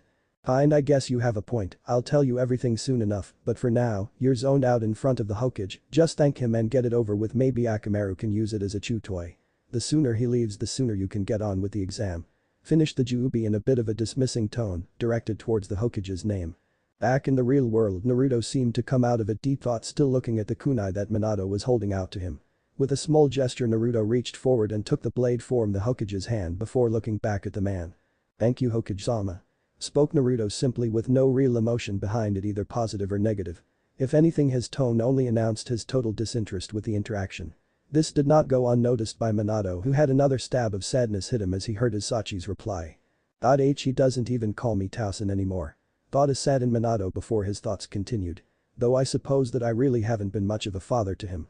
Maybe someday he will understand that I'm doing this to make sure that the world he lived in would be safe," Minato thought, trying to reassure himself. However, even as the thoughts crossed his mind, they sounded feebler and hollower with every recitation, and a small voice in the back of his mind spoke up. A world for him that lacked a father. Even in that world, what place could you possibly have in his life? The voice questioned again, causing Minato a brief moment of discomfort before both the voice and moment had passed, and he simply watched as Naruto and the rest of Team 11 marched off down the hall. While Kushina smiled after her team and Minato simply looked on, lost in his own thoughts, Naruto and the rest of his team pushed open the doors to the examination room and entered. As Team 11 looked around, they found themselves standing in a large classroom area, along with what looked like at least 60 or so teams ranging from Kumo to Sand, thought the majority remained Leaf. Before the team could give the room more than a quick glance, a call from their left caught their attention. "Hey Naruto, Hinata, is that you?" called a pink-haired girl that was waving the team over to her. "Sakura," called Hinata, happily seeing a familiar face across the room from her where Sakura and her team stood, the pink-haired girl waving at her to catch her attention. Team 11 followed Hinata over to where teammates stood. As they reached each other, Sakura and Hinata briefly embraced, smiling at one another. The two had become closer through their apprenticeship with Tsunade and Shizune, and the two were becoming both friends and rivals. "I knew I'd see you guys here," smiled Sakura, looking around at the 4 members of Team 11 as she stepped back from Hinata. "Of course, we wouldn't miss this for the world," replied Kiba, smiling as Akamaru yipped happily in agreement with him. Yakumo giggled at the pup's antics as she stepped forward, bending down to scratch behind Akamaru's ears after he had hopped down from Kiba's coat. As Yakumo giggled slightly as Akamaru had decided to start licking her face affectionately, Naruto turned to the final member of Team 8 with a smile. "Yoshi, know what's up?" called Naruto, waving to the more stoic member of their gathering. Shino in turn gazed at Naruto for a moment before speaking. I am doing well, Naruto. And you seem, well. With a hint of curiosity, his instincts were at that moment warning him that something was very wrong about the figure before him. While Naruto may have seemed a bit off sometimes, this was the first time that his Kakashi had openly warned him away from someone. Still, Naruto didn't seem too far off, except his eyes seemed to have changed color. Odd. Yeah, I'm doing great, just looking forward to this exam to get going and show my stuff. Responded Naruto, smiling as he did so. Although his smile seemed the same, something did not sit the same with Shino, and soon Sakura was also looking over at Naruto with a curious eye. Sakura was the first to speak up. Hey, wait, Naruto, what happened to your eyes? Asked Sakura, having just noticed the change in Naruto's look. As she said it, both Hinata and Kiba stiffened slightly. This did not go unnoticed by Shino and Yakumo. For a moment the team just looked at Naruto, wondering what he was about to say. What he said was not expected. Wait, what happened to my eyes? Asked Naruto in mock concern as he looked around at them all. Wait, am I going blind? Akimaru, how could you not tell me? Yelled Naruto, picking up the pup and gently shaking him in an exaggerated manner, as all those who had been onlooking could not help but laugh as the pup simply gave him a doggy grin and licked his nose lightly. Meanwhile, the rest of Team 11 and 8 could not help but chuckle at the Naruto's performance. Hahaha. Okay, Naruto, all kidding aside, what happened? I mean, well, here she lazily gestured at Naruto's new appearance. It looks like you've changed a bit, and what's with that other headband? She finished a bit lamely. Ikumo and Shino, who had also stifled their chuckles, looked curiously over at Naruto, who was currently holding Akimaru just a foot from his face, while both Akimaru and Naruto looked over at the rest of the group. As he set Akimaru down and raised one hand to scratch the back of his head, he couldn't suppress a nervous chuckle. Well, during our mission I got hurt, and for some reason after the medical work, my eyes changed. Started Naruto, having all of teammates' full attention. I asked Tsunade about it and she said it had something to do with hormones or something, but whatever, I like them. Replied Naruto, pointing to his new black and purple eyes. And the headband was just a gift from someone close to me, I just decided to wear it so I wouldn't forget them. Finished the blonde, smiling over at his pink-haired friend. How, well, that's odd. Stated Sakura, a little disbelieving, but if Tsunade had explained it then she supposed that she would just have to trust it for now. Besides, she had known Naruto long enough to trust him if he wasn't making a big deal about it. Oh, sorry, I almost forgot, this is Yakumo, called Sakura, raising a hand to indicate the pale brown-haired girl that stood beside her. Yakumo was still dressed in her own more modest version of Kurenai's gear and had never attended the academy with the rest of them. She simply gave a small bow of greeting as Sakura called attention to her. As the members of Team 11 greeted the girl one by one, Shino could not help but take the moment to slip one of his Kakashi silently onto Naruto, attempting to get a better gauge of what exactly had the insect so riled up in the first place. The insect flew silently over to rest on Naruto's back while he was shaking hands with Yakumo. Shino only had a moment to recognize the danger before the poor insect had taken its first bit of Naruto's chakra. The result was a little more explosive than he would have guessed. The Kakashi effectively exploded in a little pop of chakra that drew no one's attention except for Shino. If the others had been paying attention to the stoic boy, they would have seen him stiffen suddenly before seeming to shake slightly. Whatever was going on with Naruto, all he knew for sure was that he wanted to stay clear of it no matter what. As the teams were catching up and getting to know one another better, a few sets of eyes from across the room were currently affixed on them. Team 7 was standing just a few feet away, gazing over at the discussion between Team 11 and 8. Minami was looking over at Naruto and his team and was smiling slightly at the happy discussion they seemed to be having. Naruto and Sasuke were simply looking at the other teams, trying to size up what would be coming next for them and worrying about the coming examination. Hey sis, Sasuke, I'm going to go over and say hi to our classmates. Said Minami, looking at her team in a questioning way, as if asking if they were interested in joining her. Sasuke merely grunted and turned his head away from the group, his pride still damaged after his recent encounter with a rather enthusiastic genin. Naruto in the meantime gave a small nod, not seeing the harm in seeing a few of their old classmates and maybe even getting some info on their improved capabilities. After all, if they were here they were the competition, and one of the first lessons she had learned from Jiraiya was it was never bad to have information on a possible enemy. So the two sisters set off towards Team 11 and 8, leaving the brooding Sasuke to simply lean himself against a nearby wall. Hey everyone, how are you? Called Minami, waving slightly as she approached the two teams alongside her sister. As the Redeed approached, Naruto turned with a welcoming smile to Minami and a small polite nod towards Naruto. He may not particularly care for his other sister at the moment, but this was not the time to spark conflict. The rest of Teams 11 and 8 offered greeting before the groups began to converse. So Sakura, how are your lessons going with Tsunade? Asked Minami, smiling over at Sakura. While the two hadn't been able to spend much time together except in the academy, the two had gotten along well. Sakura smiled as she turned to face the girl. Really great, Minami, I even got to advance to the next level of medical justice and Tsunade got me started on my stances for her personal style. It's great," replied Sakura enthusiastically. "How's your work with your weapons going, are your star blades finally finished?" asked Sakura excitedly. From the time that Minami was a child, she had talked about having a set of what she called star blades that would shine like the stars and be her signature weapon just like her Tausen's kunai. Minami smiled at Sakura, remembering her dream, and with a flick of her wrist, unsealed the twin blades only about a foot long but shining silver in the dim light form the windows and lights of the classroom. As Sakura watched, Minami gave a small twist of her wrist and the two blades seemed to distort for a moment before folding out to form the two four-bladed weapons she had used to fight against Naruto's seeds. "Yeah, I finally got them done, Kasen helped with the seals on them, but they are awesome, aren't they?" Half-stated half-asked Minami happily, obviously proud of her blades and the work behind them. Interestingly enough, it was Kiba who spoke next. "Wow, those are crazy, you made them yourself?" asked Kiba, looking over at Minami as she resealed the blades into the seals on her wrist with another flick. "Kasen helped a lot, but these are mostly mine," smiled Minami, looking over at Kiba, who was nodding. "I hear you, Kushina-sensei really helped me in making something of my own. I'd show you, but it's a little cramped in here, but make it to the finals and I guarantee you'll see something awesome," replied the obviously happy boy as he joked with the redeed and drew more than one curious look. "Hey, you make it sound like we won't make it, we are going all the way and winning this thing," spoke up Naruto, who till then had simply been watching the conversation. It was Yakumo who spoke up next. "It isn't wise to just claim that you are going to take the exam by storm, I mean we don't even know what's going to happen here," reasoned the girl softly. Naruto flashed the girl a confident smirk before responding. "Whatever it is, Team 7 that is more than ready for it," fired back Naruto, practically overflowing with confidence.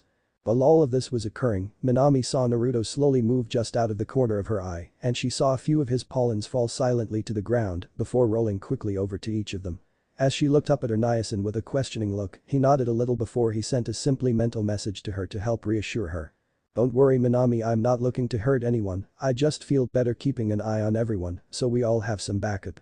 Think of it as my way of looking after everyone," came the blonde's voice inside her head as the boy outside smiled at her. Minami, for her part, offered a small smile of her own before nodding very slightly to him in thanks. Before the teens could continue any further, their attention was drawn back towards where Minami and Naruto had left Sasuke. It seemed that Ino had found the boy alone and taken her chance to wrap her arms affectionately around his neck and began nuzzling him with a happy cry. Hinata and Sakura actually face-palmed at the scene, Sakura privately thanking Kami that she had gotten that part of her personality knocked out of her at a young age before she let it embarrass her. Minami and Naruto headed over to save their teammate, trailed by the other teams who decided to greet Team 10 while they were at it. When they arrived, Ino had finally been peeled off a now quite indignant Sasuke. "Ino, I thought I asked you not to do that anymore, troublesome blonde," spoke the lazy tone of Shikamaru from where he stood a few feet away right beside Choji, who was busy munching away at a bag of chips. Ino turned on Shikamaru so fast the rest of the teens felt like they had gotten whiplash just from watching the action. "Shut up, lazy, this is love, and so help me if you say troublesome one more time I'm pitching you out the window," replied the blonde girl in a threatening tone that had Shikamaru shaking his head in mock surrender. Choji simply went on snacking as he looked between his teammates, looking a little lost at what to do in the situation. Naruto was in the meantime chuckling at Sasuke, who was now silently fuming at his recent episode with Ino, while the rest of the team suppressed the urge to join in with the girl. As they stood there, however, Naruto stiffened for a moment along with Kiba and Hinata as another team entered the room. The team was composed of 3 members, 1 boy and 1 girl, as well as 1 figure that was hidden by an all too familiar mask. The boy on the left had bright white hair and his teeth were turned up in a shark-like grin that made his purple eyes flash with a predatory gleam as he looked around the room.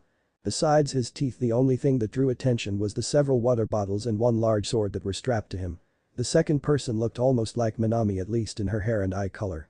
The girl had red hair and eyes, but both were of a darker shade that nonetheless carried the same brightness as the Namikaze girls. In fact, the girl looked so much like Minami they could have been mistaken for sisters. However, it was the final member of the team that had drawn Team 11's attention. Standing there was the masked hunter ninja that they had engaged in their battle against Zabuza. The same battle that Naruto had died. As they watched the team, the masked figure looked their way and seemed to freeze in place just as they had. "Oh Kami, they are here, even him. How the hell is he even alive after what Zabuza-sama did to him?" thought Haku, looking over at the familiar team across from the Mist team. Haku's actions did not go unnoticed by the other two members, who upon seeing their teammates' gaze, mirrored it with a slight amount of confusion. "Sup Haku, you look like you've seen a ghost," spoke the red-beaded girl, stepping forward to rest a hand on Haku's shoulder. The white-haired youth simply snorted slightly, looking over at Team 11 and flashing them another fanged grin. "Oh relax Karen, they look like wimps to me, Haku's just acting weird again," mocked the boy right before Karen slammed a fist into his face, causing it to ripple slightly as thought it was a water balloon that had refused to burst on impact. "Shut it asshole, or you won't have to worry about the exams cause I'll kill you here and now," fired back the now identified Karen, her face contorted into annoyance at her teammate. Haku looked back at the other members of the team and simply sighed. "Karen, this isn't the time or place for a fight, keep yourself focused on the matter at hand, and Sujetsu, try and not make me eager to allow you to spend another cold night outside," finished the masked figure with a note of authority in their voice. Both teammates stiffened for a moment before offering small nods before following Haku into the room. Meanwhile Naruto, Kiba and Hinata were having their own silent mental conversation through their pollens. "What the heck is that hunter ninja doing here?" asked Kiba as the group departed. "No idea, but that is definitely the same one as last time," spoke up Hinata looking over at Kiba. "You no question it's the same smell, that's the one," replied the Inyazuka. "Well, whatever the case, we just have to keep an eye on the Mist and Sand team," spoke Naruto, getting nods from both of his teammates as he shut down the mental link. Before the team could do more than turn back to the other gathered teams, another voice spoke out calling their attention. "You know you newbies shouldn't be talking so much, it's drawing attention your way," spoke a calm and friendly voice coming from a silver-haired Konoha shinobi who was approaching the group with a thin smile upon his face. As the boy stepped forward, the rest of those present turned their attention onto the spectacle-clad boy before them with questioning looks. While this was happening a few blocks away, several jonin were relaxing as they awaited responses on how their teams would be faring in the upcoming exams.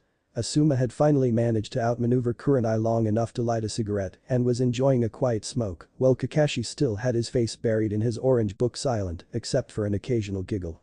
"I was busy at the moment running around the village screaming about his team's flames of youth, and no one cared to chase the man down at the moment." Kushina was sitting down looking over some of the other jonin senseis, lingering for a moment on a man with an eye patch and what appeared to be a yin-yang pendant hanging from his ear before allowing her eyes to drift to the window. "So anyone here what their first exam is supposed to be?" spoke up Kurenai after a few moments, casting her eyes around at the gathered jonin. It was Kushina who answered her. "Sorry Kurenai, we aren't told so we can't help him prepare ahead of time, but I did hear your friend's boss was the one managing the test," replied Kushina looking over at her fellow female jonin. Kurenai paused for a moment thinking before she blanched slightly, looking over at Kushina. "You mean they've got Ibiki?" asked the black-haired woman with a note of concern in her voice. Hers was not the only nerves present once the name was spoken. Several of the local jonin and even a few of the other villages sensei flinched slightly at the news of who the first test giver would be.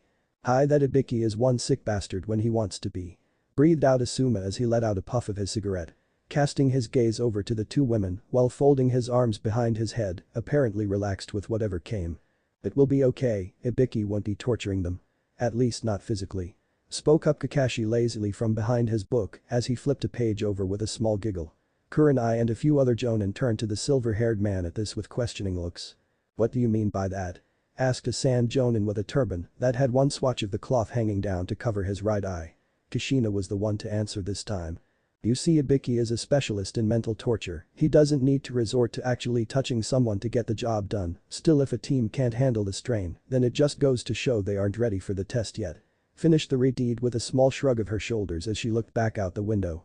The rest of the jonin seemed to relax at this and returned to their smaller conversations or simply went back to waiting to hear word on their students. Back in the exam room, the silver-haired boy who had been identified as one Kabuto was currently puking onto the floor in front of him, having been assaulted by 3 shinobi from the village hidden in the sound. However, before things could escalate further, the doors on both sides of the room slammed open and a figure draped in black entered, flanked by what looked like several dozen shinobi, all dressed in simple dust-colored jumpsuits and bearing leaf headbands. Before any of the genin could do more than look surprised, the figure in the black trench coat and bandana spoke up as he cast his hard eyes around the room. "Everyone shut your faces and listen up, you sorry excuses for soldiers," yelled the man in a commanding tone that left no room for argument. As the examiners filed in, they took their positions on opposite sides of the room as Ibiki made his way to stand at the head of the class as he observed all of those present. "Your seat already have your names on them, I suggest you find your seats before I decide that none of you can follow orders and fail, the lot of you," spoke Ibiki in a voice that seemed to lack any caring as to if any of the assembled genin made it to the next part of the exam. The genin rushed to find their seat amongst their fellows, avoiding tripping over one another in their haste. As Naruto sat down he smiled at seeing that Hinata was taking the seat directly to his left. Hinata returned the blonde smile with one of her own, before both of them looked back to see Kiba sitting beside the blonde girl Tamari they had met earlier, him giving them a small smirk and thumbs up before all three turned to face Ibiki once again. As the final genin found their seats, Ibiki's voice rang out once again. Okay, listen up, your examination starts now. The Chunin exams are officially underway as of the second. That means your job from now on is to simply follow our orders. Will we see if any of you are worthy of become Chunin? Started Ibiki, allowing a small bit of killing intent to leak out of him as he spoke. Now with that out of the way, your first exam is, here he seemed to shuffle with something behind his back for a second, causing a few of the genin to tense slightly, before he pulled from behind him a stack of white papers, a written exam. Finished Ibiki, looking around at the assembled applicants. As Ibiki began to explain the rules of the exam, Naruto found himself losing interest very quickly and decided to take the opportunity to get some answers out of Juubi on what she had meant about her oldest son Shukaku. Hey Juubi, mind telling me what was up with Shukaku now? Asked the blonde with a note of curiosity apparent in his voice. His question seemed to rouse Juubi form some private thoughts of her own. What? Asked Juubi in a slightly distracted voice, seeming to notice the boy's voice with a note of surprise. Naruto was a little taken aback by this. True, Juubi was not at his beck and call at any time, but this was the first time he had heard her sound so distracted and unless he missed his mark worried. Well, I was wondering if you might be willing to tell me a little bit more about your son Shukaku. Repeated the boy softly, almost feeling a little worried at his question. Juubi paused at his question for a moment before responding. When she finally spoke it was in a soft little voice, as though the thought was somehow uncomfortable. I suppose I can, but I'd like to do it face to face, if you don't mind. Asked Juubi. Naruto thought for a second before mentally nodding to her simply. Hi, that's no problem, just let me tell Hinata and Kiba. And I guess I should do this test first. He replied almost as an afterthought. Juubi suppressed a small giggle at the boy's absent-mindedness before allowing her thoughts to once more drift towards her first son. And the burden he had borne from the day of his birth. As Naruto looked around he saw that most of the genin were preparing to begin their work on exam. With a small feeling of stupidity he realized he had talked through the instructions for the exam. Luckily Kiba and Hinata were able to fill him in through their pollens, and soon Naruto found himself simply looking down at his exam with a puzzled little look. Hinata-chan, Kiba, Naruto shot over their mental link, getting the other members' attention. Hi Naruto-kun, what is it? Hinata responded first, without allowing her physical body to give any indication of their mental exchange. Well, I was wondering if either of you knew the answers to this exam, because I don't have a clue. Half-asked half-stated the blonde boy, looking through the whole test for the second time. Kiba simply gave a mental sigh of agreement with the blonde. You and me both, pal, I haven't got a clue, you Hinata? Asked the Inuzuka. Hinata seemed to be deep in thought for a moment before speaking. No, I don't. But I don't think that's the point here. She said to the other two's bemusement. Both boys simply allowed the silence to continue, waiting for the female member of their team to explain what she meant by her most recent comment. You see, I think the point of this exam is to cheat but without getting caught. Like intelligence gathering. Shizune-sensei once told me that I would have to learn to spy as part of my medical training because getting an antidote or poison ahead of time could mean the difference between saving or losing a life. Finished the girl, allowing a small bit of nervousness to leak its way into her words as they continued uninterrupted by her teammates. For a few moments after her proclamation there was silence which did nothing to help the girl's nerves. Just before she was about to apologize, Naruto spoke up excited across the mental link. Hinata-chan, you're almost as brilliant as you are beautiful, and you are very beautiful. Spoke the blonde across their mental link, while in the real world turning slightly to flash her a large smile as he did so, causing the girl to blush slightly at the flirtatious comment. Yeah, Hinata smart, thinking that's got to be it. Okay Akamaru, let's get to work. Said the excited Inuzuka over the mental link with a satisfied little bark from Akamaru echoing in the classroom that drew the eyes of Tamari briefly before she focused back on her own work again. So the team set about their cheating enterprise immediately. While Hinata and Kiba were perfectly equipped to start scanning their fellow genin, Naruto sat bored as thought his skills were handy for many situations. This was not one of them. Hinata offered a little smile, explaining that without his pollens, the whole team wouldn't have been able to communicate. That seemed to cheer the blonde up slightly. After not too long all three of them had a completed test and were simply waiting for the final questions to come up. Seeing this, Naruto looked up to check the time and saw he had little over an hour before the final question. With that, the blonde made up his mind to go ahead and have his chat with Yubi then and there. Heck, it wasn't like he was up to anything else. Unfortunately, it had slipped Naruto's mind that when he delved into the deeper mindscape to talk to Juubi face to face, his body usually went limp. Most of the time this was not an issue, but given his current position at the desk, it had caused some interesting results. With a loud wham, Naruto's head slammed straight forward onto the desk before him with a slight crack. This had several effects at once. Most of the examiners gave a sudden jerk thanks to the sudden sound and looked over at the source with a bit of confusion in their face. Ibiki himself had to fight to keep his face impassive as he wondered if he might have just killed a kid with his mental games alone. Granted, this had never happened, but he wouldn't say he wouldn't be proud if he had actually managed it. A few of the genin also looked over at the boy with various looks of confusion before returning to their work. For one poor blonde girl, it threw off her aim enough that her mind leapt into a random examiner. Luckily for her, the man happened to have a sheet with the answers, so the jutsu worked out well enough. Naruto's two teammates simply chuckled at Naruto's actions before turning their attention to a little mental conversation the two had started up. "You know, your amazing skill at this kind of thing never fails to amaze me," joked Juubi as Naruto approached her from across the meadow that made up the mindscape. As he neared her tree, she descended from on high, sitting conformably astride one of the branches as she looked at the blonde boy with a small smile. Naruto returned the smile as he took his seat in the soft grass, leaning back and allowing his hands to support him so that he did not completely lay into the grass. Juubi, if you're not comfortable with this, you don't need to. If you're not ready, I mean, I can always wait," spoke Naruto with an air of concern in his voice as he did so. While he is dying to know what was going on with both Juubi and Shukaku, he wasn't about to make Juubi uncomfortable if he could help it. She had been his closest friend for as long as he could remember, almost like a second mother. Juubi looked at the boy with a sad little smile on her lips. She recognized his concern and was thankful for it, but she needed him to understand as well. "Thanks, Naruto, but you need to know this.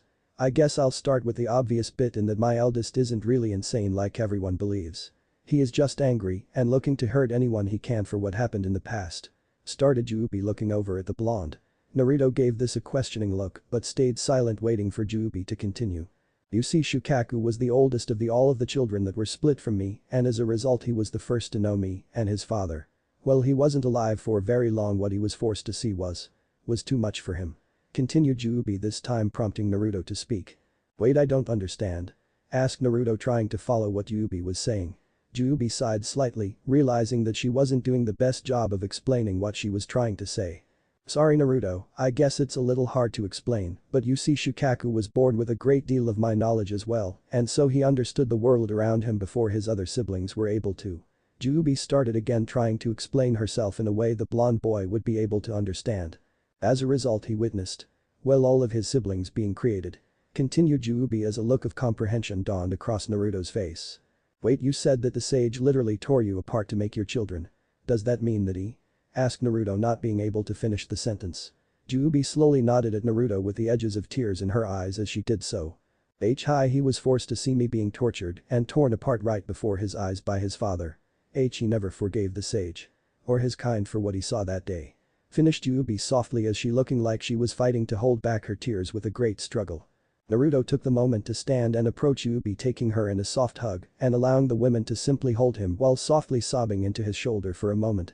Naruto now had a better idea of what Juubi had meant when she said Shukaku wasn't insane. He wasn't, he was angry, and what was worse, he was apparently one of the smartest beings in existence. The combination did not bode well for anyone that came across him. After a few moments, Juubi was able to compose herself and straighten her seat once again upon the tree branch, giving Naruto a thankful smile as she did so. "Thank you, Naruto-kun. I needed that," she said softly, offering the boy a slightly larger smile. "Anytime, Juubi, it's about time I was able to be there for you like you were for me," replied Naruto with a shrug of his shoulders and a little chuckle. I guess it is, but you have to understand, as horrible as what happened to him was, he has chosen the wrong path and I need to help him see that," replied Juubi, simply seeing Naruto look a little confused. "You see, he blames not only his deadbeat father, but all of humanity. He sees your kind as the cause of all of my and his siblings' pain. He has seen his brothers and sisters used as tools of war for centuries and watched as I was torn to pieces before him, and he wishes to have revenge on everyone he sees as responsible," finished Juubi, a note of warning in her voice. "So I guess what you're saying is he is kind of how I could have turned out if I had let my hate control me instead of listening to you back then," Naruto said as Juubi nodded slightly at his words. "Well, it sounds like I have some work to do then. I can't let one of your kids go down the same path you saved me from," Besides, continued the blonde with a serious look, we need to help his host as well. That Gara kid looked like Shikaku was giving him quite a rough time of it. Finished the blonde as he turned from the Juubi and approached consciousness once again. Hi Naruto, we have to save both of these children. I won't be letting my son suffer alone again. Spoke Juubi as she saw Naruto fade from the mindscape. As Naruto returned to consciousness, he became aware of several things at once. First was that several of his pollens he had been spreading around the room had returned to him, signaling that many of the teams that had previously been in the exam had evidently failed. The second was that his face was in an extraordinary amount of pain from slamming it onto the table in front of him. And finally that someone was standing directly in front of him, as if waiting for him to notice their presence. As Naruto slowly raised his head from the desk, he saw a long black trench coat that led up to a scarred and frowning face, with the many scars belonging to Ibiki. Well, thanks for joining us, spoke Ibiki as he gazed harshly down at the boy before him, who seemed unperturbed by the man's obvious annoyance. No problem, happy to be here, so is it time for the final question or what? Responded Naruto, lightly rubbing his head, trying to nurse the small bump on his head where it had been acquainted with the desk. Ibiki for his part simply scowled slightly at the boy's tone before deciding to have some fun with the youth. Well, I was waiting to tell you that you have failed the exam. Spoke the man with a kind of pleasure in his tone that made it sound true even to those who knew of his true intentions. Ibiki was not seeking to actually fail the boy or his team, he was simply taking this chance to give the boy a scare and play a few more of the mental games that he favored so. Naruto, however, did not seem to even register what he had said as he cricked his neck from side to side. Did you hear what I said? Asked Ibiki with a note of annoyance at being ignored by Naruto, causing the boy to look up at him in a puzzled way. After a moment Naruto just leaned back in his chair slightly before speaking. And I suppose this would be for me not following your order that stated no nap time during the test. Spoke Naruto in a semi-mocking tone. Most of the genin and examiner's face faltered at this. Not just at the tone, but due to the fact that Naruto had just openly mocked Ibiki of all people.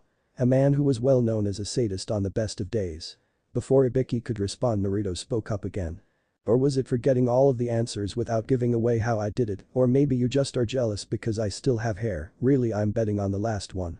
Finished Naruto, leaning forward, staring directly into the man's eyes, his own purple ones flashing dangerously at Ibiki, who felt a strange pressure from the youth. You think some clever comments are going to help you? Did you forget I'm the examiner? My word is law here. You may have missed it while taking your little nap, but many of the teams here have already been eliminated. What makes you think I won't do the same to you? Half questioned, half threatened Ibiki, mildly enjoying the verbal debate they had going between them and even suppressing a mild chuckle at the boy's attempts to get a rise out of him. Naruto looked around the room for a moment before returning his gaze to the man before him with a smile. Because you see, there is something very important that you don't know about me. Spoke Naruto, his purple eyes almost shining now as he stared into the black eyes of Ibiki without flinching. Ibiki matched the boy's gaze without blinking before responding. Oh, and what would that be, boy?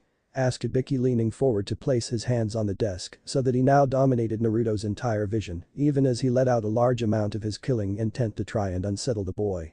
At this, Naruto burst into a huge smile as he looked over at the man. I know the answer to the 10th question.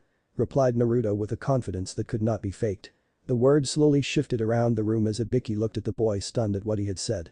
Most of the examiners were now looking at the two, while several of the genin were as well, wondering what the boy meant. Ibiki was undergoing his own mental debate at that moment as he looked at the boy before him. What? He can't have, that's impossible. Unless it's a bluff, but his pulse, his eyes, his tone, nothing is forced, he is telling the truth, or is he? Damn it, what the hell is with this kid? I can't get any kind of read on him. I know he can't have known about the 10th question, hell, it doesn't even have an answer.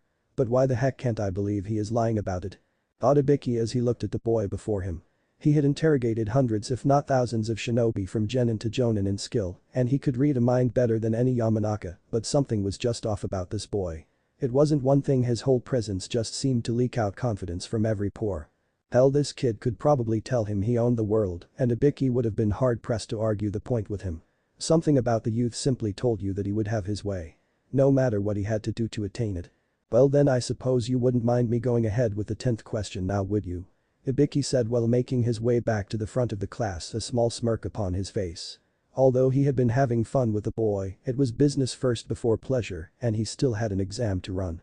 As he turned to the class, he cast his eyes around them once again before he began to speak.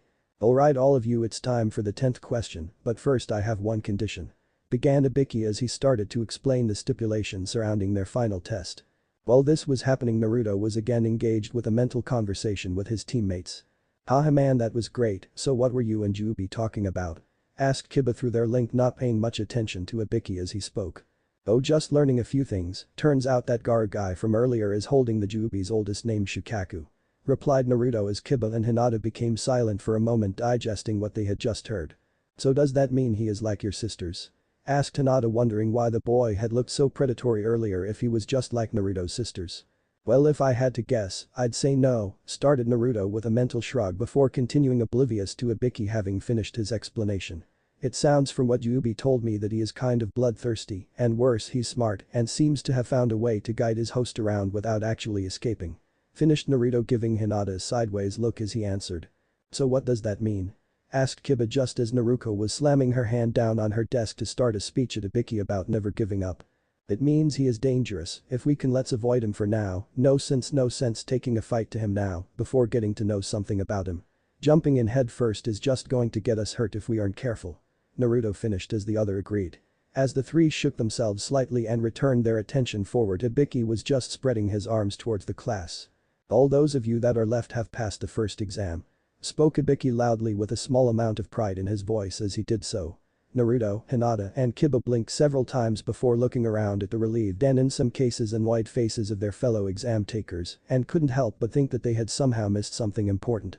Before they could do more than look around, thought their attention was drawn to a crashing sound from the window as a black ball of cloth burst through it and flying apart to present a large banner that a purple-haired woman wearing a tan trench coat and fishnet undershirt stood in front of, smiling fiercely at the group before her. Better stop celebrating, Genin, because it's time for Anko to take over the exam, and I promise you I'm not going to be some pushover. Now let's go. Shouted the woman, raising one hand in the air in triumph. You could have heard a pin drop in the room as the Genin and examiners alike simply looked at the apparently crazy purple-haired women before them in a stunned silence. Oh, I like her. Jubi spoke with obvious enjoyment in her voice to the four members of the 11. As most of the examinees continued to stare at the women, Ibiki pushed aside her banner with a yawn before looking at the women before him disapprovingly.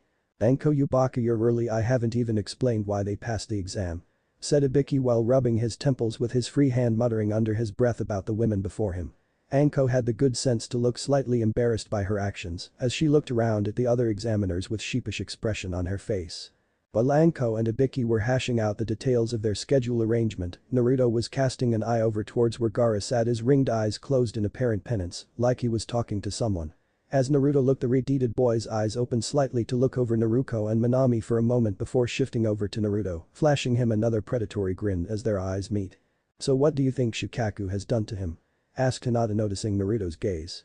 Naruto didn't answer for a moment before taking a small breath and turning to face Hinata with an equally confused look.